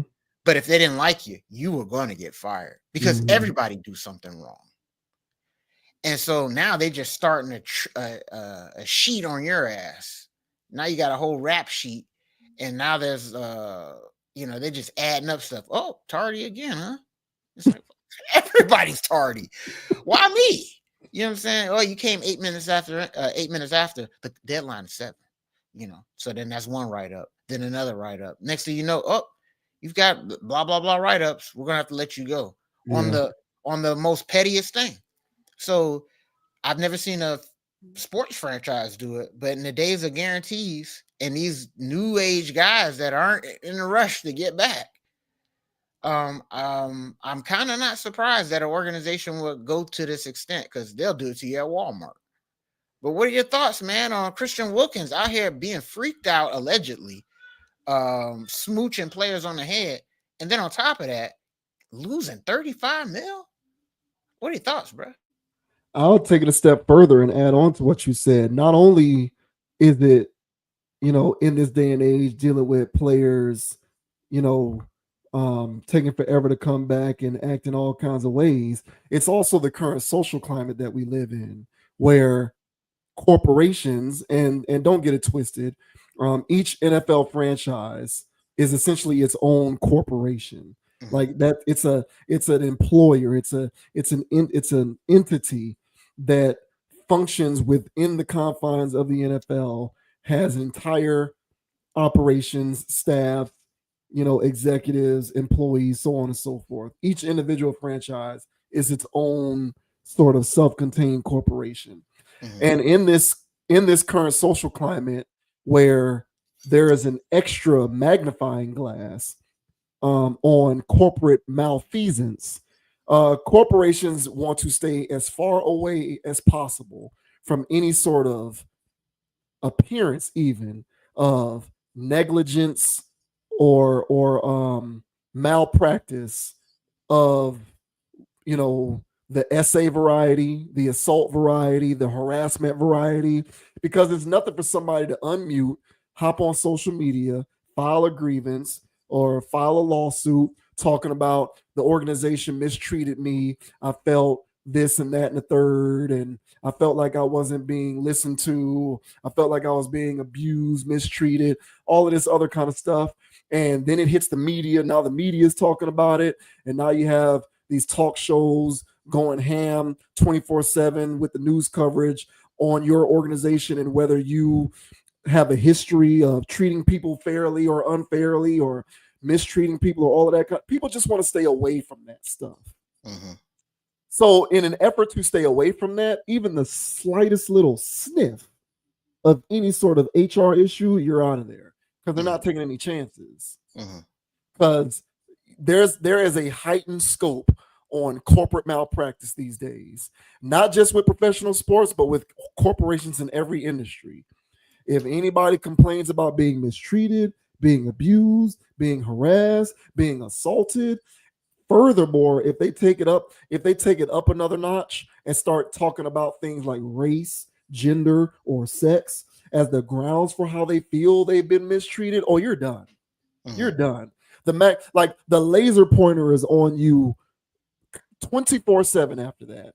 Mhm. And that's just a hassle. No one wants to deal with that annoyance, with that inconvenience. So if you are somebody who can potentially put an organization in the way of that, they're going to get rid of you. Because imagine if they don't cut them and the player continues to unmute about it. Now the Raiders are going to get blamed for that guy getting abused. Mhm.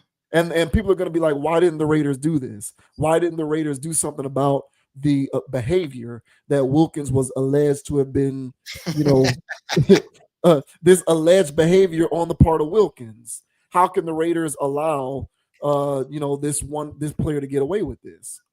And then the conversation dovetails into the Raiders' history. And they're going to start digging into every little thing that the Raiders may or may not have done when it comes to something related to this. Mhm. And no one wants to deal with that. It's just aggravating. Maybe if this was 10, 15, 20 years ago, when there wasn't so much of a rush to just blame the corporation. And listen, I'm not defending corporations, but there was a time when we weren't in such a rush to always blame the corporation for everything. You know Mhm. what I'm saying? But those days are over. Mhm. Especially nowadays when some of these NFL franchises, especially making all of this money, you know what I'm saying? You can say what you want about the Raiders. If the Raiders were to go on sale tomorrow, they would sell for well Billion. more than what the last time they were on sale for. Mhm. There would be a profit. Al Davis would earn a profit off of Mhm. selling the Raiders tomorrow if he sold it. Mhm. And the Raiders are historically a dumpster fire. They'd still turn a profit for the current owner. Mhm. So, with these franchises being in this position where they're making all of this money, because once again, I repeat, sports franchises are the only guaranteed investment nowadays, or one of the few, especially in the NFL in this country. It's a guarantee. Mhm. It's a guarantee. So with that guarantee comes an extra layer of scrutiny for every little thing that happens that can be perceived as like any sort of wrongdoing. So they're not going to have you. I don't care how good you are. They're not going to allow you to compromise that for them. They're going to get rid of you. They're going to get rid of you. Mm-hmm. Fair or unfair, right or wrong, and that's just what's going to happen. Because NFL franchises, just like every other corporation in America, in the world for that matter, cares very much about image and being perceived to have been on the right side of history. And if there's one thing that can happen, which can cause you to be perceived to have been on the wrong side of history, is to be complicit in any sort of HR harassment type situation. So they're going to get rid of you. So I don't know whether any of this stuff is true or not. And based on this guy's previous history, come on, bro, I'm going to believe that happened. Right. Right. This guy wasn't just grabbing ass. He was grabbing crotch at Clemson. You know what I'm saying? Like, this guy was grabbing crotch at Clemson. Yeah. So I'm going to go ahead and believe that this happened. So yeah, you got to get him out of there for a litany of reasons. Of course, that being one of them. Can't have that guy around. Yeah, I agree, bro. And yeah, he did do something wild. So he didn't pick up Roger Goodell, but he did like a jump into like kind of bump to him. So I was like, hey, bro, just go up there and shake the commissioner's hands. Let's keep everything above board, professional here. But to me, that was just signs of things to come because, you know, that split that he performed at the national championship, we were going to see more of that as Dolphins fans.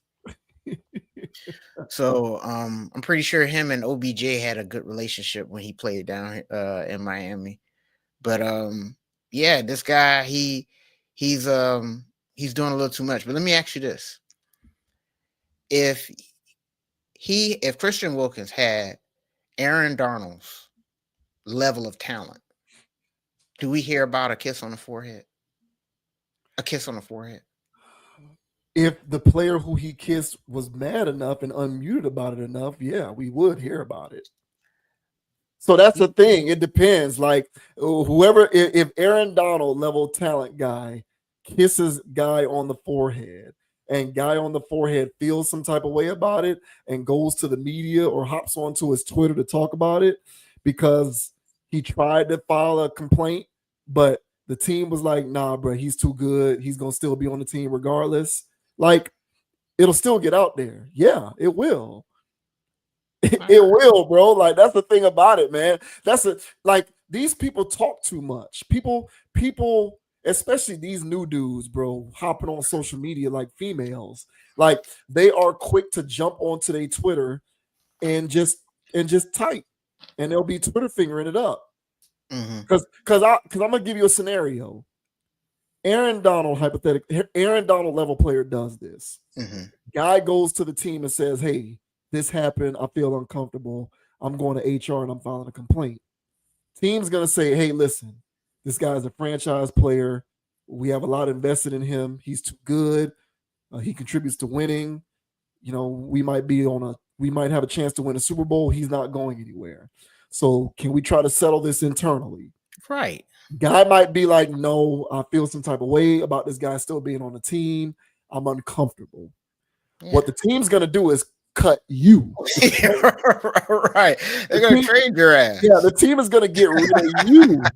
The team is going to get rid of the one who complained. But that's right. You know what's going to happen? That guy feeling some type of way about that is going to hop on the social media and talk about it. But and I hear you, but my thing is like he can have his grievance. We tried to mitigate.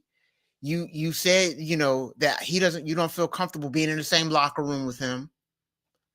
We just helped you out. So that's not how it's going to play out in the media. Hey man, I don't. You're right. You're right, but that's not how it's going to play out in the media. The way that it's going to play out in the media is the organization was complicit in allowing an abuser to stay on the team because he was winning, because he was a good player. That's how it'll play out. That's how it'll play out in the media. Man, hey man, sometimes you got to be the bad guy.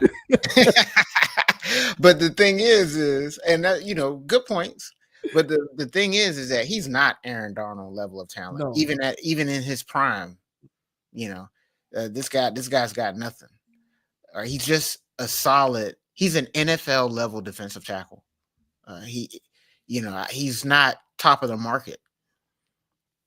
So, and they paid him top of the market money, and he's playing around like he does all the time, and now he's playing with our money, and so that's why I really feel like it was a situation of, they didn't care for it. They got the footage. Once they saw that footage, it was like, this is the nail in the coffin. We can leak this, show everybody that he around here playing on this, something he should be rehabbing. All right. And then, but they needed something else. So this anonymous teammate comes out of nowhere and says, this guy, I'm pretty sure he did it too. So I'm not saying he didn't. If it happened, I wouldn't be surprised if he actually kissed somebody in the forehead. He seems to like kissing people too, well, men. So, so I wouldn't be surprised if he did that. And that was it. Get him out of here. I wouldn't want to share a locker room with this guy. Me neither. So if there's some type of APB out, hey man, this guy do something weird, let us know. And sure enough. So it's just the behavior, the like professionalism. Because I can hear, if this becomes a bigger story where people are talking about it, I predict that this will be a greater conversation around like homophobia in the NFL or something like that, right? So there'll be there's going to be this idea that they needed him out of there because he's on some funny stuff. Mm-hmm. But the thing about it is, it's not about that. It's about decorum and professionalism. Like, I'm pretty sure there are several gay players in the NFL, and I'm pretty sure those players are known by their teammates as being gay. But those guys are still professional, and they're not doing weird stuff on the job. So it's less about what they're on and more about how you conduct yourself at work. Yeah. Now the media will try to spin that, of course, because we're always out looking for the bad guy. So there's always we're going to be on the lookout to talk about how the NFL or NFL players or certain players got certain issues with alternative lifestyles. It's not really about that. Like I said before, I'm pretty sure there's gay players in the league. I'm pretty sure the teams know about it. I'm pretty sure the players know about it. Nobody really cares once again. Get off your high horse. For the most part, people don't really care like that. We just here playing. But if you're in there doing weird stuff, you gotta go. You gotta go. Like, just like a guy a guy can be heterosexual. If he's in there doing weird stuff, he's out of there. You gotta get out of the locker room. You're out of there. So that's the thing. Like, don't make this about the issue that he's on, whatever he's on in terms of his personal life. It's more so about, you don't just there are certain ways to accord yourself in terms of your behavior professionally in a locker room or at the workplace. Just don't do weird stuff. He be doing weird stuff. So you gotta get him out of there. Yeah, you gotta get him out of there because he be on that weird stuff.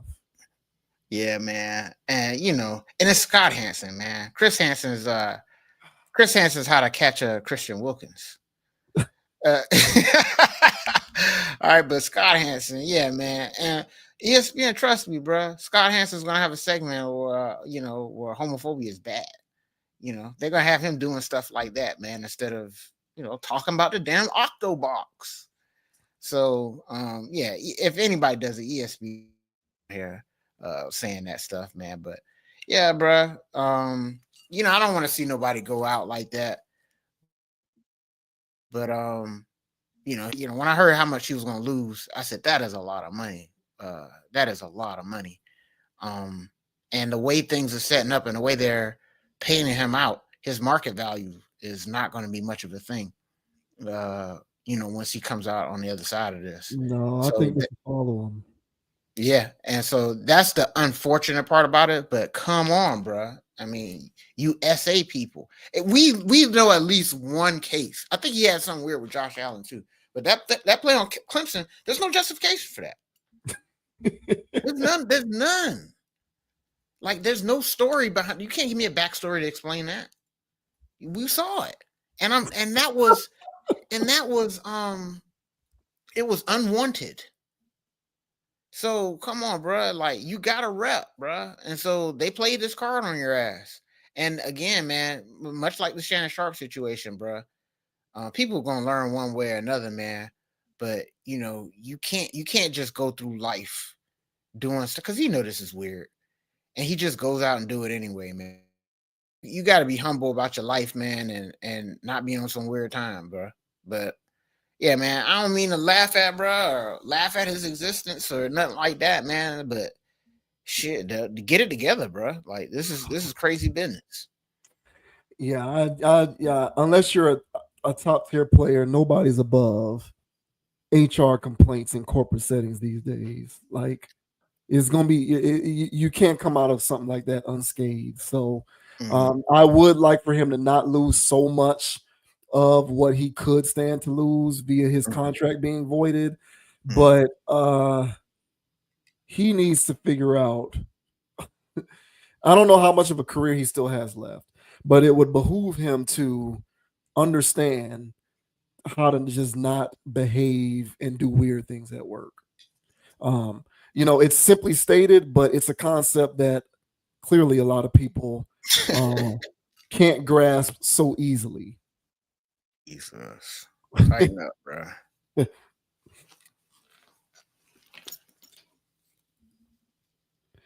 And now an interesting deep impact meets Independence Day story.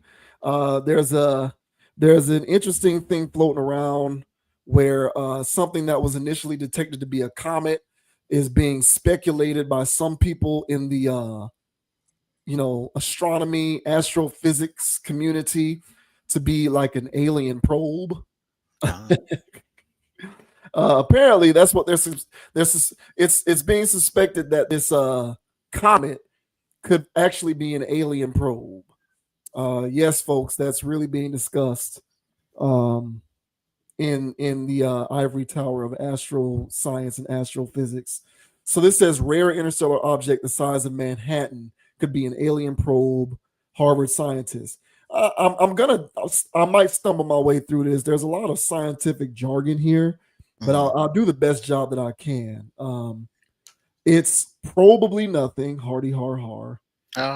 The newly discovered Manhattan-sized interstellar object zooming through our solar system has been identified as a comet. But two Harvard scientists argue there is a reason to believe it's really an alien probe. NASA discovered 31 Atlas on July 1st, speeding through the inner solar system at 140,000 miles per hour, according to observations from the Atlas telescope in Chile, with experts clueless as to where it originated. Harvard astrophysicist Avi Loeb suggested in a new paper that the object, only the third interstellar object ever detected, could be an intelligently directed alien craft observing Earth with possibly hostile intentions. The hypothesis in question is that 31 Atlas is a technological artifact and furthermore has active intelligence. If this is the case, then two possibilities follow. First, that its intentions are entirely benign, and second, they are malign. The paper presented several anomalous characteristics of the object, which could indicate that it is not a comet at all, but instead a directed craft. One of the most puzzling observations is that the object has significant non-gravitational acceleration whilst having now cometary outgassing. Loeb writes that 31 Atlas approaches surprisingly close to Venus, Mars, and Jupiter with a probability of 0.005%, less than 0.005%. 31 Atlas's low retrograde tilt would seemingly allow it to access our planet with relative impunity. All right, I'm going to skip through this because this is just at this point, I feel like I'm reading a scientific journal here. Right. Loeb suggests that the tilt and pathway would allow the intelligent life on the object to gather astrometric measurements to determine the orbits and masses of the solar system planets, allowing it to prepare an optimal approach strategy to the solar system. The paper, presented in part as a pedagogical experiment embraces the dark forces hypothesis regarding alien life, which assumes that other intelligent life would likely view Earthlings as a threat to be snuffed out. Uh, Hysterical. so what say you, man? Is this Independence Day before? Is this? Are we on the route to Independence Day here? I'm sorry. I don't think so. Um, yeah, this has happened pretty fast. Um, that first report came out, about this interstellar object, the beginning of this month, beginning of it, and then towards the end of it, now we're hearing. So it's only a month span. Now we're hearing from Harvard professors that, well, it could be what's the hostile. Now here's my thing. And who's gonna argue with a Harvard professor? Right. You know what I'm saying? So listen, man. I'm not buying it. I'm not buying it. They said it's gonna be here around November-ish. Look, dude. Um, how do you know it's hostile? That's my first question. They say it can be one or two things. And it's like, yeah, it could be. And so why land on hostile? What that? And I think I saw somewhere where they said that part of the reasons that tipped them off that it was hostile was that that last image you showed where it was like multicolored and stuff, and it was like, yeah, that's definitely hostile alien stuff. It's like, what do you know? You have empirical data on this? Or how much research have you done in hostile alien takeovers? Which what leads you to believe that this is the one to do it? Yeah, I can't go for it. I think and I'm tinfoil hat man. I have I have my own merch section where I sell my own personal tinfoil hats. All right, so I have a business in it, and I'm not buying this one though. It's tough to sell me on anything aliens, to be honest with you. Yeah, it's tough. It's tough to sell it to me. And I think I broke this down before, but I'll say this again. There, the lore around aliens happened at a time where technology wasn't really that fancy. Um, in comparison, so I'm talking about, from the 60s on to the 90s, where it was very popular. I mean, I'll be watching Unsolved Mysteries or anything else, and there was always alien abductions, Discovery Channel. It was like a whole show about these people getting abducted by aliens and how far advanced these creatures were. Like, they didn't have to talk, they used telepathy. They had these kinds of devices, those kind of devices. And I'm sitting there as a, young man watching, like, whoa, aliens so advanced. Now that we have smartphones, AIs, and all these other things, we see what technology could be. And if these creatures are hundreds or thousands of years more advanced than us, why would they be doing some of the stuff that they were reporting in the 90s? I mean, they still had they still had boards and stuff where they were, moving it like a music engineer and stuff, and, pressing this button. You don't need to press anything if you're telepathic. You can just open a door. You can just do this, Why probe people? I saw one thing because I was watching a documentary about the first abduction case. Betty and Barney Hill. It's a documentary about it. And the reason why I found it intriguing and I actually looked at it is because Obama's production company did it. So I was like, oh, they did it? I want to watch this. So I'm watching this, and they're describing stuff that's going on. Now, this is in the 60s. Okay. So this happened in the 60s. So that's 60 years ago. They're thousands of years ahead of us. They're doing stuff like getting sperm samples from him. How do you do that? How would they do? What's going on here? I also know, and I make jokes about it, but those things I used to watch because it freaked me out. The ones on Discovery Channel and stuff, because it was always getting anally probed. And so it was like, and it was always doing stuff sexual to them. So they'll do stuff sexual to the men and they'll do stuff sexual to the women. And I'm like, I don't think I want to get abducted by aliens. I think they're on some freaked out time. They're on some Christian Wilkins. But hey, he's Watson to me, man. So I'm like, hey, man, I don't think these aliens is my cup of tea, bro. So long story short, I don't buy none of the stuff. Now that we see what technology, to me, is reminiscent of, and I'm going there because whatever, but it's reminiscent to moon landing stuff. That you can pull that off in 1969 because of where technology is, where movies at, what people know about stuff in space and all this other stuff. You can pull that off, but you can't pull off that level of deception at this point. You're not going to get away with it. People know too much. So the same thing when you look at those old footage of old accounts of alien stuff. I mean, they were still doing stuff that, the aliens were still doing things that it makes sense that a 90s alien account would do because they had like 90s technology. They didn't have technology thousands of years in advance. So all that stuff to say is that I believe that there's these narratives going around. To me, it's fan fiction that people want to see happen so much.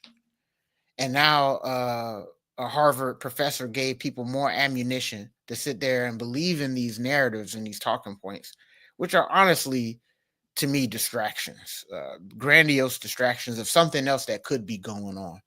But me personally, I don't think they're aliens. If they were aliens, how the hell would you know that they're hostile? To me, it's a whole bunch of fear mongering, if you ask me. But what are your thoughts, bro, on the Harvard professor saying that this is not just some typical, even though interstellar objects aren't typical, but your typical comet situation is actually a mothership that's hostile towards Earthlings. What are your thoughts, bro? For all the reasons that you just stated, those are the reasons why I was always skeptical of things like Bigfoot and the Loch Ness Monster, because I just kind of feel like the Earth, sure, is a big place, but at this point, it can't be so big that despite all of this advanced technology, hundreds of thousands of millions of years later, still ain't nobody seen nothing. Right. You know what I'm saying? I feel like at some point somebody should have seen something. Right. Like it's only so many places it can be hiding. Right. Like why haven't we seen Bigfoot yet? Where is it? Right. Where is Sasquatch? Where is the Loch Ness Monster? Where is Chupacabra? Like why have we not seen them yet? Like we have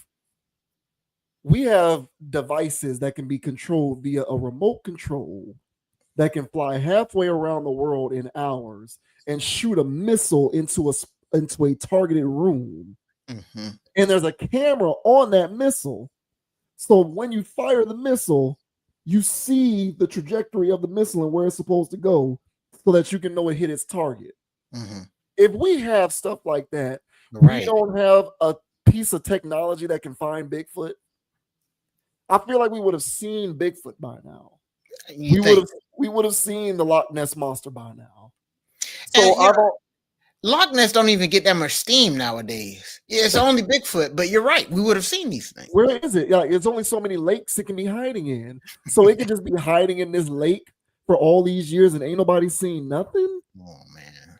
So I never bought into these mystical creatures that supposedly are running around on Earth but can stay hidden. I don't get it. And so from that standpoint, I hear your point with the alien thing. I do believe that I think the universe is too big for this planet to be the only one that has intelligent life. But I also think that intelligent life on other planets isn't preoccupied with this planet.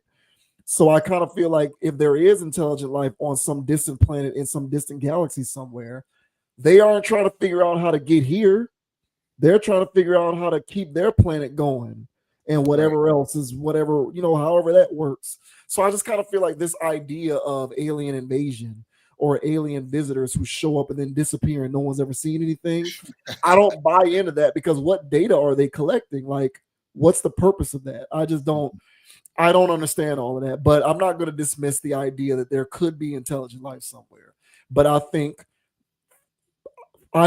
that in all likelihood, they're probably they're probably exploring their own unoccupied galaxy and are otherwise, staying to their own devices.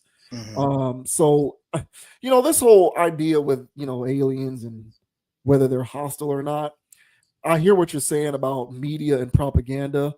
You can also throw shows like the X Files into this. Of course. The X Files was real big in the '90s, and there was an overarching theme throughout the entire show about the government involved in the conspiracy to conceal the existence of aliens and extraterrestrials.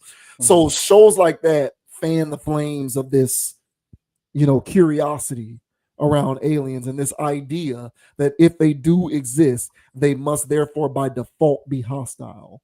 Correct. Um, no one knows that for a fact. I only think that these narratives play themselves out for two reasons. One, because of the media, because of shows and entertainment, you know, things like X Files and Battlefield Earth and not Battlefield Earth, Battle Los Angeles, whatever the name of that bad movie is where aliens showed up and started blowing shit up. Independence Day, stuff like that, War of the Worlds.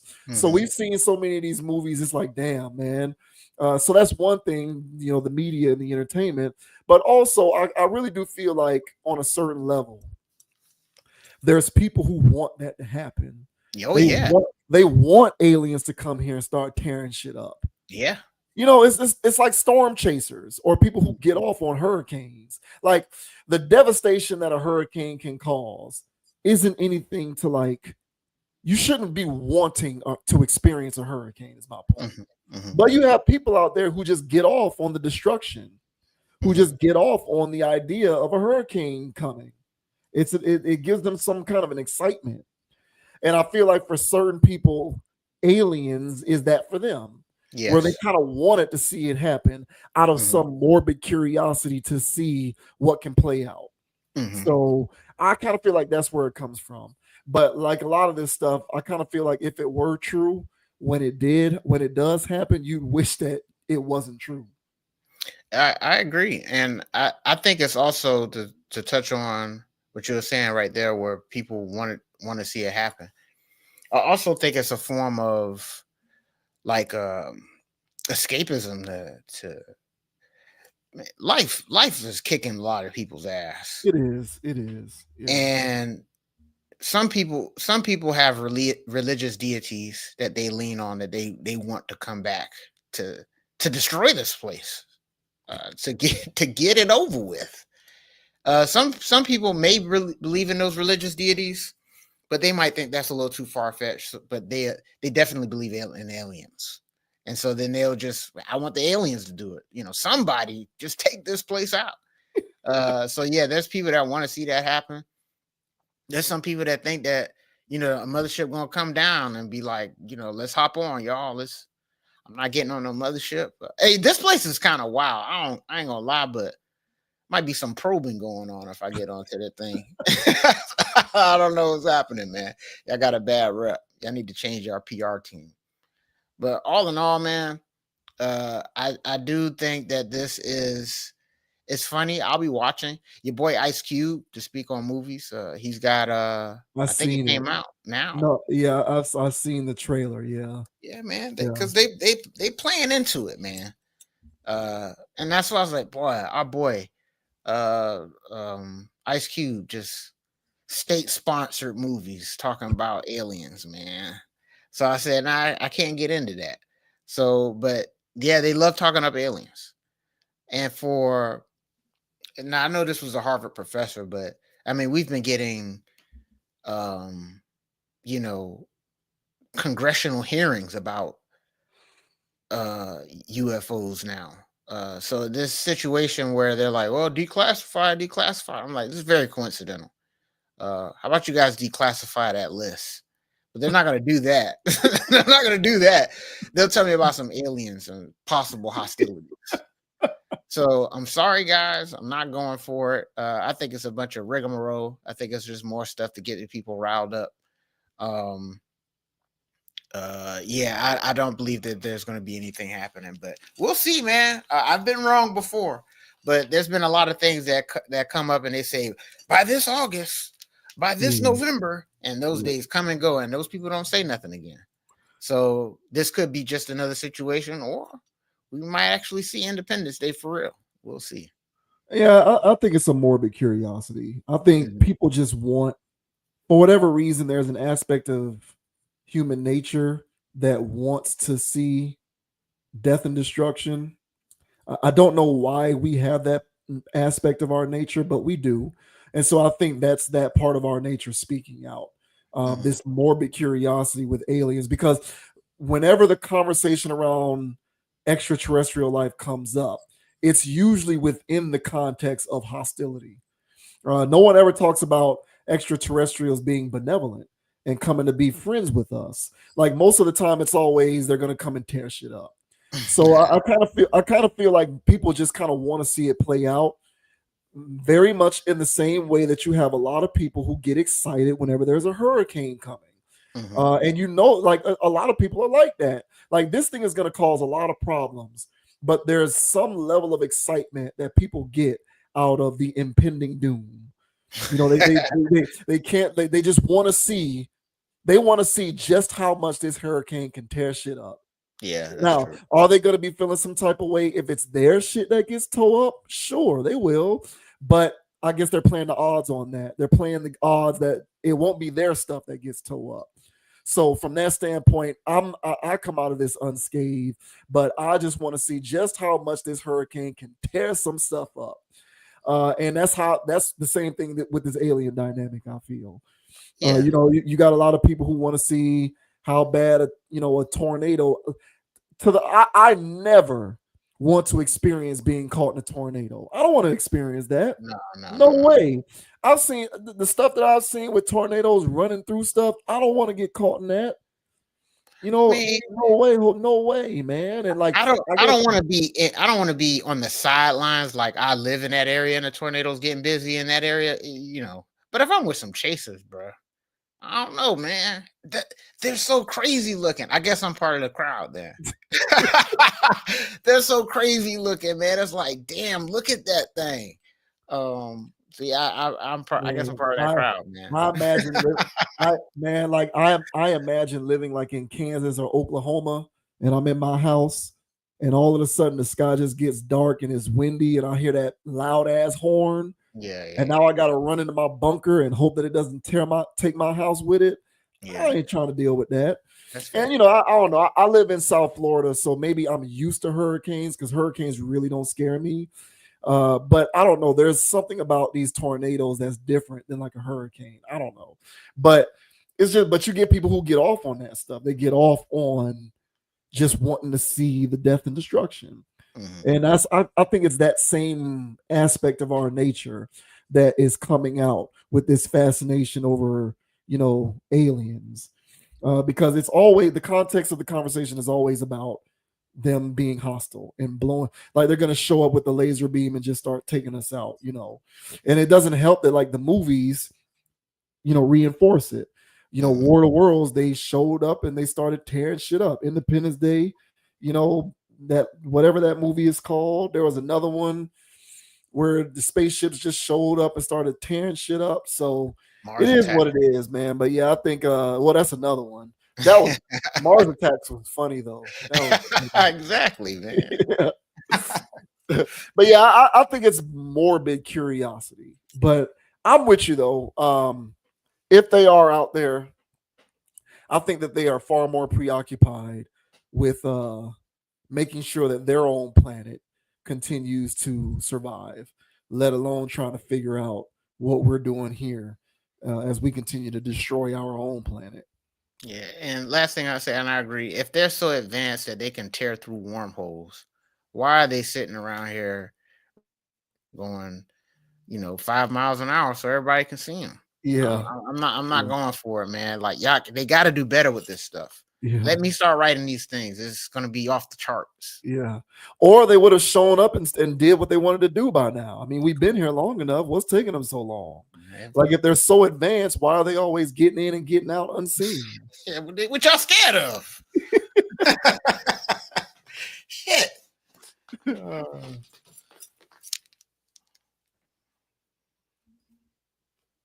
Oh, bro. Yeah. And in a bit of an unfortunate story, Marcus Morris, one half of the Morris twins, is facing some legal trouble, man. Marcus Morris is currently in jail. He tried to bond himself out, but he was denied because of how serious the charges are. But he is currently in jail on a fraud charge for writing checks with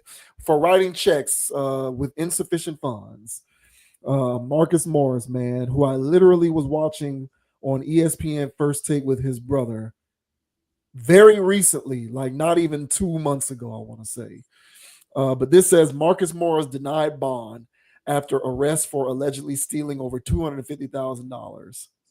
A judge in Florida has denied Marcus Morris's attempt at getting out of jail on bond after the former NBA star was arrested in Broward County on Sunday on charges of fraud for allegedly writing checks with insufficient funds. According to TMZ, prosecutors accused Morris of stealing over $250,000 from 2 Las Vegas casinos. In May 2024, he allegedly used bad checks to get $115,000 from the MGM Grand Hotel and Casino. Then in 2024, he got around $150,000 through the same method at the Wynn Las Vegas Hotel and Casino. Police took him into custody at the Fort Lauderdale Hollywood International Airport in Florida on Sunday. Marcus's brother and fellow NBA player Markieff Morris spoke out in his defense with a statement on X on Sunday night. In doing so, he told fans to expect a response from Marcus on Monday. The wording is crazy. Damn, for that amount of money, they'll embarrass you in the airport with your family. They got y'all really thinking bro did some fraud stuff. They could have came to the crib for all that. When y'all hear the real story on this stuff, man, all I can say is lesson learned. Bro will tell y'all tomorrow. This weird stuff gave me a headache. Can't stop nothing. Marcus Morris has found himself in legal trouble on multiple occasions over the years. In 2012, he got hit with a battery charge and entered a diversion program. After that, he was charged but eventually found not guilty of assault due to his alleged involvement in a fight in 2015. The Houston Rockets drafted Marcus with the 14th overall pick back in 2011. Over the next 13 years, he played for the Suns, Pistons, Celtics, Knicks, Clippers, 76ers, and the Cavs.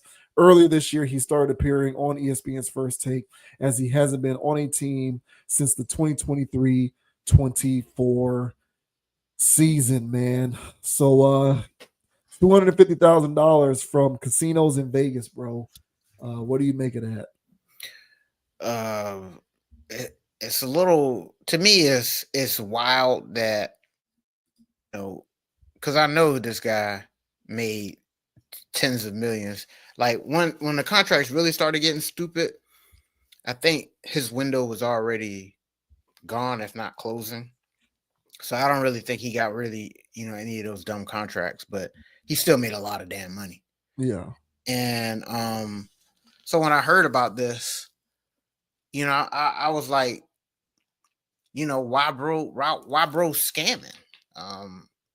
Like I don't get it. And then when I heard it was at casinos, I was like, oh, okay, well, he might have had a problem, By the way, because when we covered the Beasley situation, Beasley was in trouble, bro.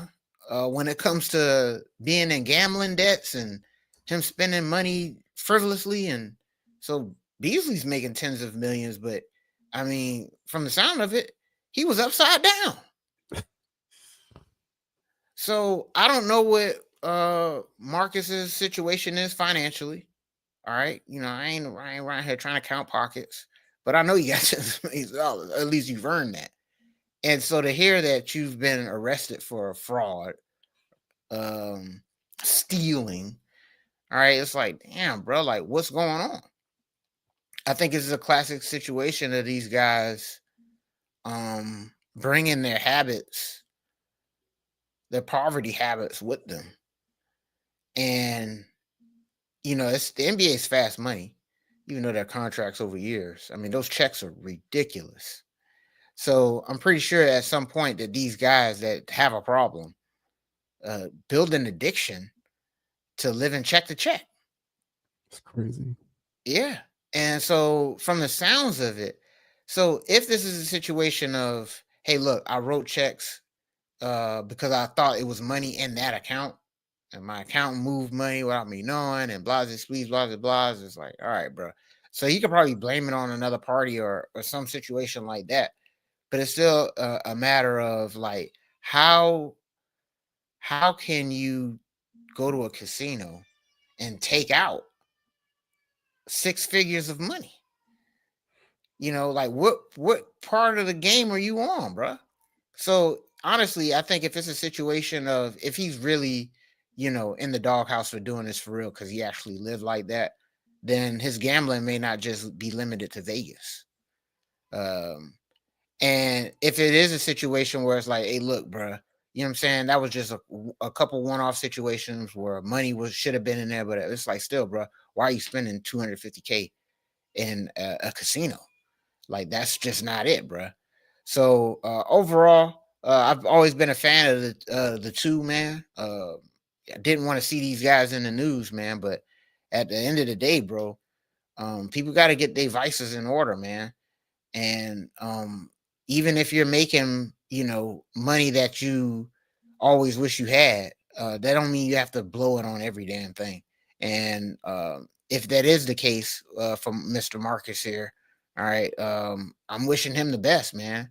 But what are your thoughts, bro, on Marcus Morris allegedly stealing $250,000 from 2 casinos and getting arrested? What are your thoughts, bro? Yeah, it sounds like he has a gambling problem. Mm-hmm. So I looked up his contracts. His rookie deal was with the Rockets from 2011 to 2014, 4 years, $8.7 million. Then he was given the rookie extension with the Phoenix Suns, 4 years, $20 million. Jeez. That was his biggest contract. Let's see. With the Knicks, and then the rookie extension with Phoenix was 2015 to 2018. With the Knicks, 2018, 2019, signed as a free agent, 1 year, $15 million. And then from 2020 to 2023, the Clippers, 4 years, $64 million. Holy sharp. So he did get some of them dumbass contracts. Yeah, so that was his big cash out in his career. That was his big deal. And then after that, he was on a 10-day with Cleveland in 2023. That was just for $183,000. He was on that was in the 2023 season. Then I guess after the 10-day, the Cavaliers retained him for the rest of the year for $312,000. So all together with Cleveland in the 2022-23 season, what's that, about close to 500,000, give or take, almost 500,000. And then in 2024, with the Knicks, 1 year, $3.3 million. So he certainly made enough money throughout his career to make investments that can allow his net worth to appreciate over time and better facilitate his gambling habit. But what it looks like he was doing was just spending his net money on gambling. If he was, running out to casinos to that level, cutting 6-figure checks with insufficient funds, that's kind of crazy. But yeah, it kind of looks like he was just financially irresponsible, which is a cautionary tale for anybody who's put into that position to earn fast money. Financial literacy is indeed a skill. It's not something that people inherently have. And I've related like financial literacy to things like I remember one time we were talking about Zion Williamson and we were talking about his real poor decisions when it comes to women. And I said that I believe that there's a such thing as female literacy with men that's somewhat related to financial literacy and that it's a skill that you have to learn over time. It's something that you just it isn't something that you inherently have. And when you lack literacy in any department in life, there's a tendency for you to spend your money or your resources on depreciable assets.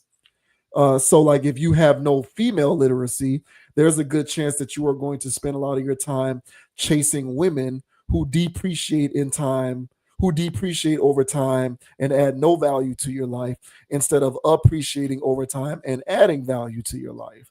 Which is why Zion finds himself in the situation that he's in with women, where he's dealing with the quality of women that he deals with.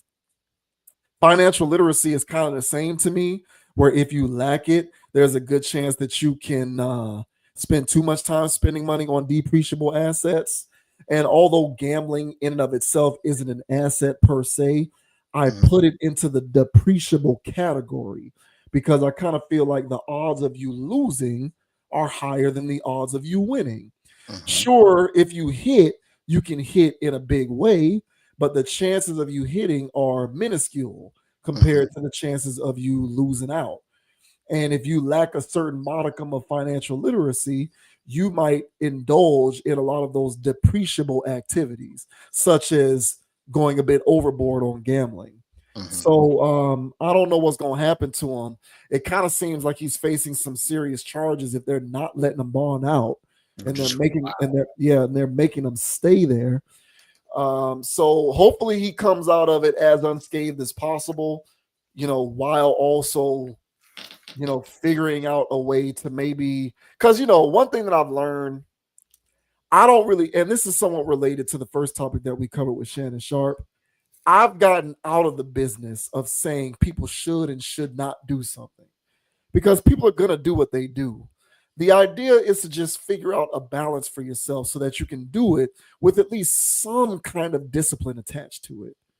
Like whatever your vice is, whatever you're into, if you're into buying women, if you're into flying chicks out, if you're into if you're into if you're into OnlyFans chicks, if you're into gambling, if you're into casinos, you know what I'm saying? Whatever your thing is that you're into, to not, I'm not the type. I used to be like this, but once I realized people are going to do what they do anyway, I got out of the whole you shouldn't be doing that thing. Do something else that's more productive. Like people are going to do what they do. So I no longer am like he shouldn't be in the casino. But what I will say is, bro, figure out a way to be a bit discerning when it comes to your casino gambling stuff. Like just don't be so willy-nilly undisciplined with it. Like do it, but figure out a way to do it with some kind of discipline. And I know that that's a bit pie in the sky. It's, it's kind of a rainbows and unicorns notion. Like if the world was perfect, it would be this way. And I get it, but hell, it at least took me long enough to get to a point where I stopped righteously saying people shouldn't do stuff, period. Now I'm on the train where it's like, if you're going to do stuff, just do it smartly. And I kind of feel like even though gambling is gambling and it is what it is, there's got to be a way for you to at least be able to do it somewhat smartly. I don't know because I'm not a gambler myself. Right. So maybe people who are into gambling can educate me on that. Yeah. It does seem like it's a bit of a slippery slope. Yes. But it's like, bro, like, what's the alternative? Because he's not going to stop. So the thing is, if he's not going to stop, maybe there's a more smart way to go about doing it. I don't know. But those are my thoughts on that. Hopefully he is able to come out of this and manage whatever he's into a little better, hopefully. Yeah, that's my wish at least. Yeah, I mean, let's hope bro keep his job. Who knows what's going on nowadays at ESPN, bro? They seem to sure can pick them, man. They just put people on, and all of a sudden they in the damn news, man. But well, that's a checkbox. ESPN is the checkbox corporation. If you fit certain, if you can check off certain cultural boxes, they'll hire you, even if Yeah. you got a sketchy history. Yeah, man. So they be gambling, bro. Athletes be gambling, bro. So there was this clip where this guy, former mafia kind of guy, and he was on DJ Vlad, and he was talking about how players be gambling. And what would happen is they'll gamble, whatever, and then all of a sudden they'll get upside down. And so now that they're upside down, now they're in the bookie or whoever they're, now they're in their pocket. And so now they go, all right, bro, we're gonna need you to throw that game. So then they got to go out there and throw the game. Now he was talking about this from NFL athletes in the 90s, So I'm sure it goes on with MLB, NFL, and NBA, where these guys find the underworld of it, because there must be something to it. I don't know if it's a situation where it must be something to it. Like some guys must be really making money off of this, whether they're playing on their own games or something, where guys get into this a little bit more than you think they would, since they're making hundreds of millions of dollars or tens of millions of dollars or whatever. Why would you start gambling with that? That's the part about it. That's like, I gamble to get to where you're at. I don't gamble away that if I got it. Like, Yeah. You're not going to triple that by just sitting there, probably fixing your games. Who knows what they're doing? All right. So these guys get in so bad with these dudes that they start selling on behalf of them. So they just start messing up lines, messing with this, messing with that. So who knows if Marcus got himself in that loophole, but sure enough, Beasley did. If you see all the expenses that Beasley was out here owing, it's like, how you owe that much money? Mhm. But he's upside down as a person, so he's just going out there and blowing his checks apparently. So hopefully this ain't the same thing for bruh, but I heard from somebody, man, these guys get on these they start becoming reporters and stuff like that or whatever because they ain't got no money. Yeah, clearly. Well, I always assume that. I Mhm. always assume that they start showing up to get into the media game. It's because they need the check. They Yeah. actually need the check. Yeah. So if this is a situation, because what an odd thing, I was like, Marcus Morris. Random, I know. I I know. was like, I don't know if he's earned this, but y'all got Big Perk on there. So anybody can anybody can be on there, damn it. Because their careers were both of their careers were better than Perk's. But yeah, man, wishing dude the best, man. Unfortunate, bro, but hopefully you get it together, man. You hate to see it happen, but to me, it just another feather in the cap of these dudes be gambling, and getting weird out there. So sometimes people be having inklings of like, hey man, why this line got this, or what happened in that game? Why did it look like that? It's other things at play. There's some dudes I'm pretty sure are straight up and down like the Tim Duncans of the world, but then there's the other guys that get involved with the underworld. So best of luck to this dude, man. Hate to see it though.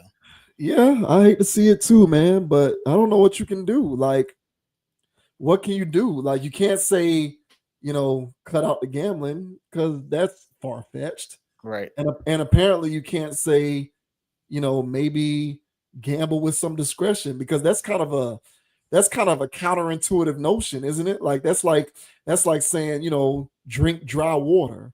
Like you can gamble in discretion. So not everybody has an addiction, but it's addictive. Right.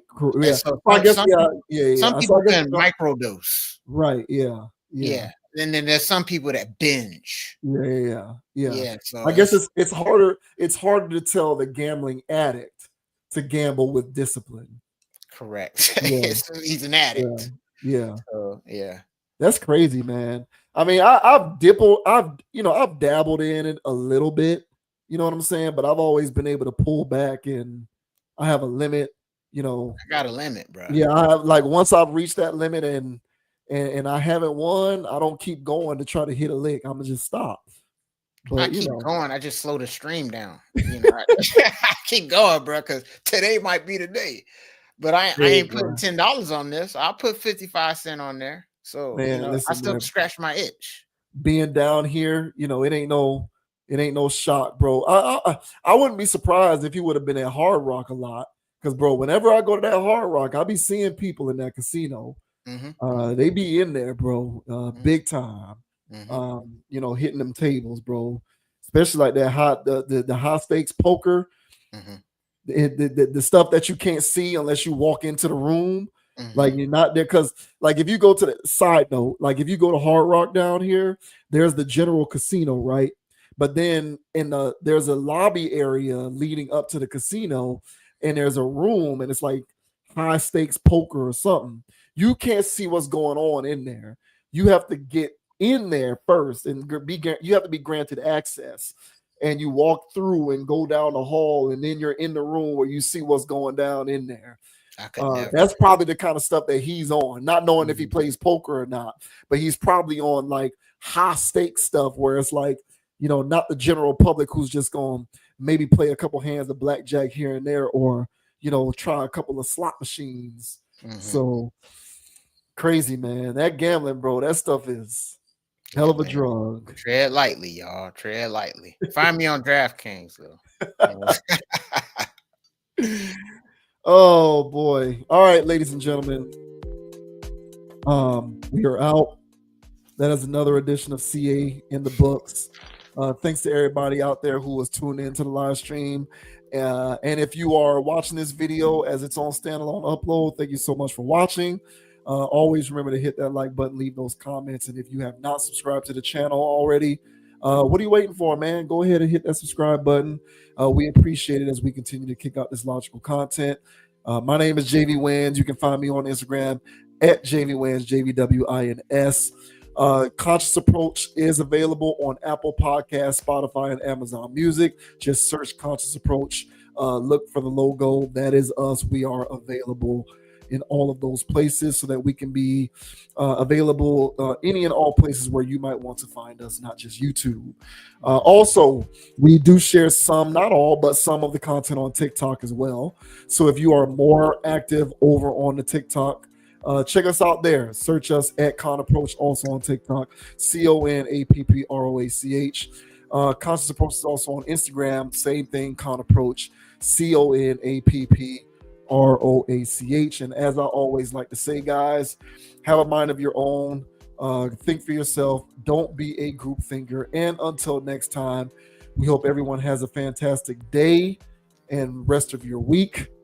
And we'll catch you on the flip side. Yeah. And the name is Dogon SS. And you can find me on Instagram at Dogon_SS, on YouTube, DraftKings, MySpace, Facebook, FanDuel. Hey, y'all, you know what I'm saying? If y'all gambling, bro, holla at your boy. I'll take your cash for real. Hey, Marcus Moore. Until they start taxing you. Yeah, man. Damn. Hey, but I got about 6 more months, bro. So Marcus Moore, hey, man, send me an app, bro. I heard you giving it up, bro. All right, hey, man.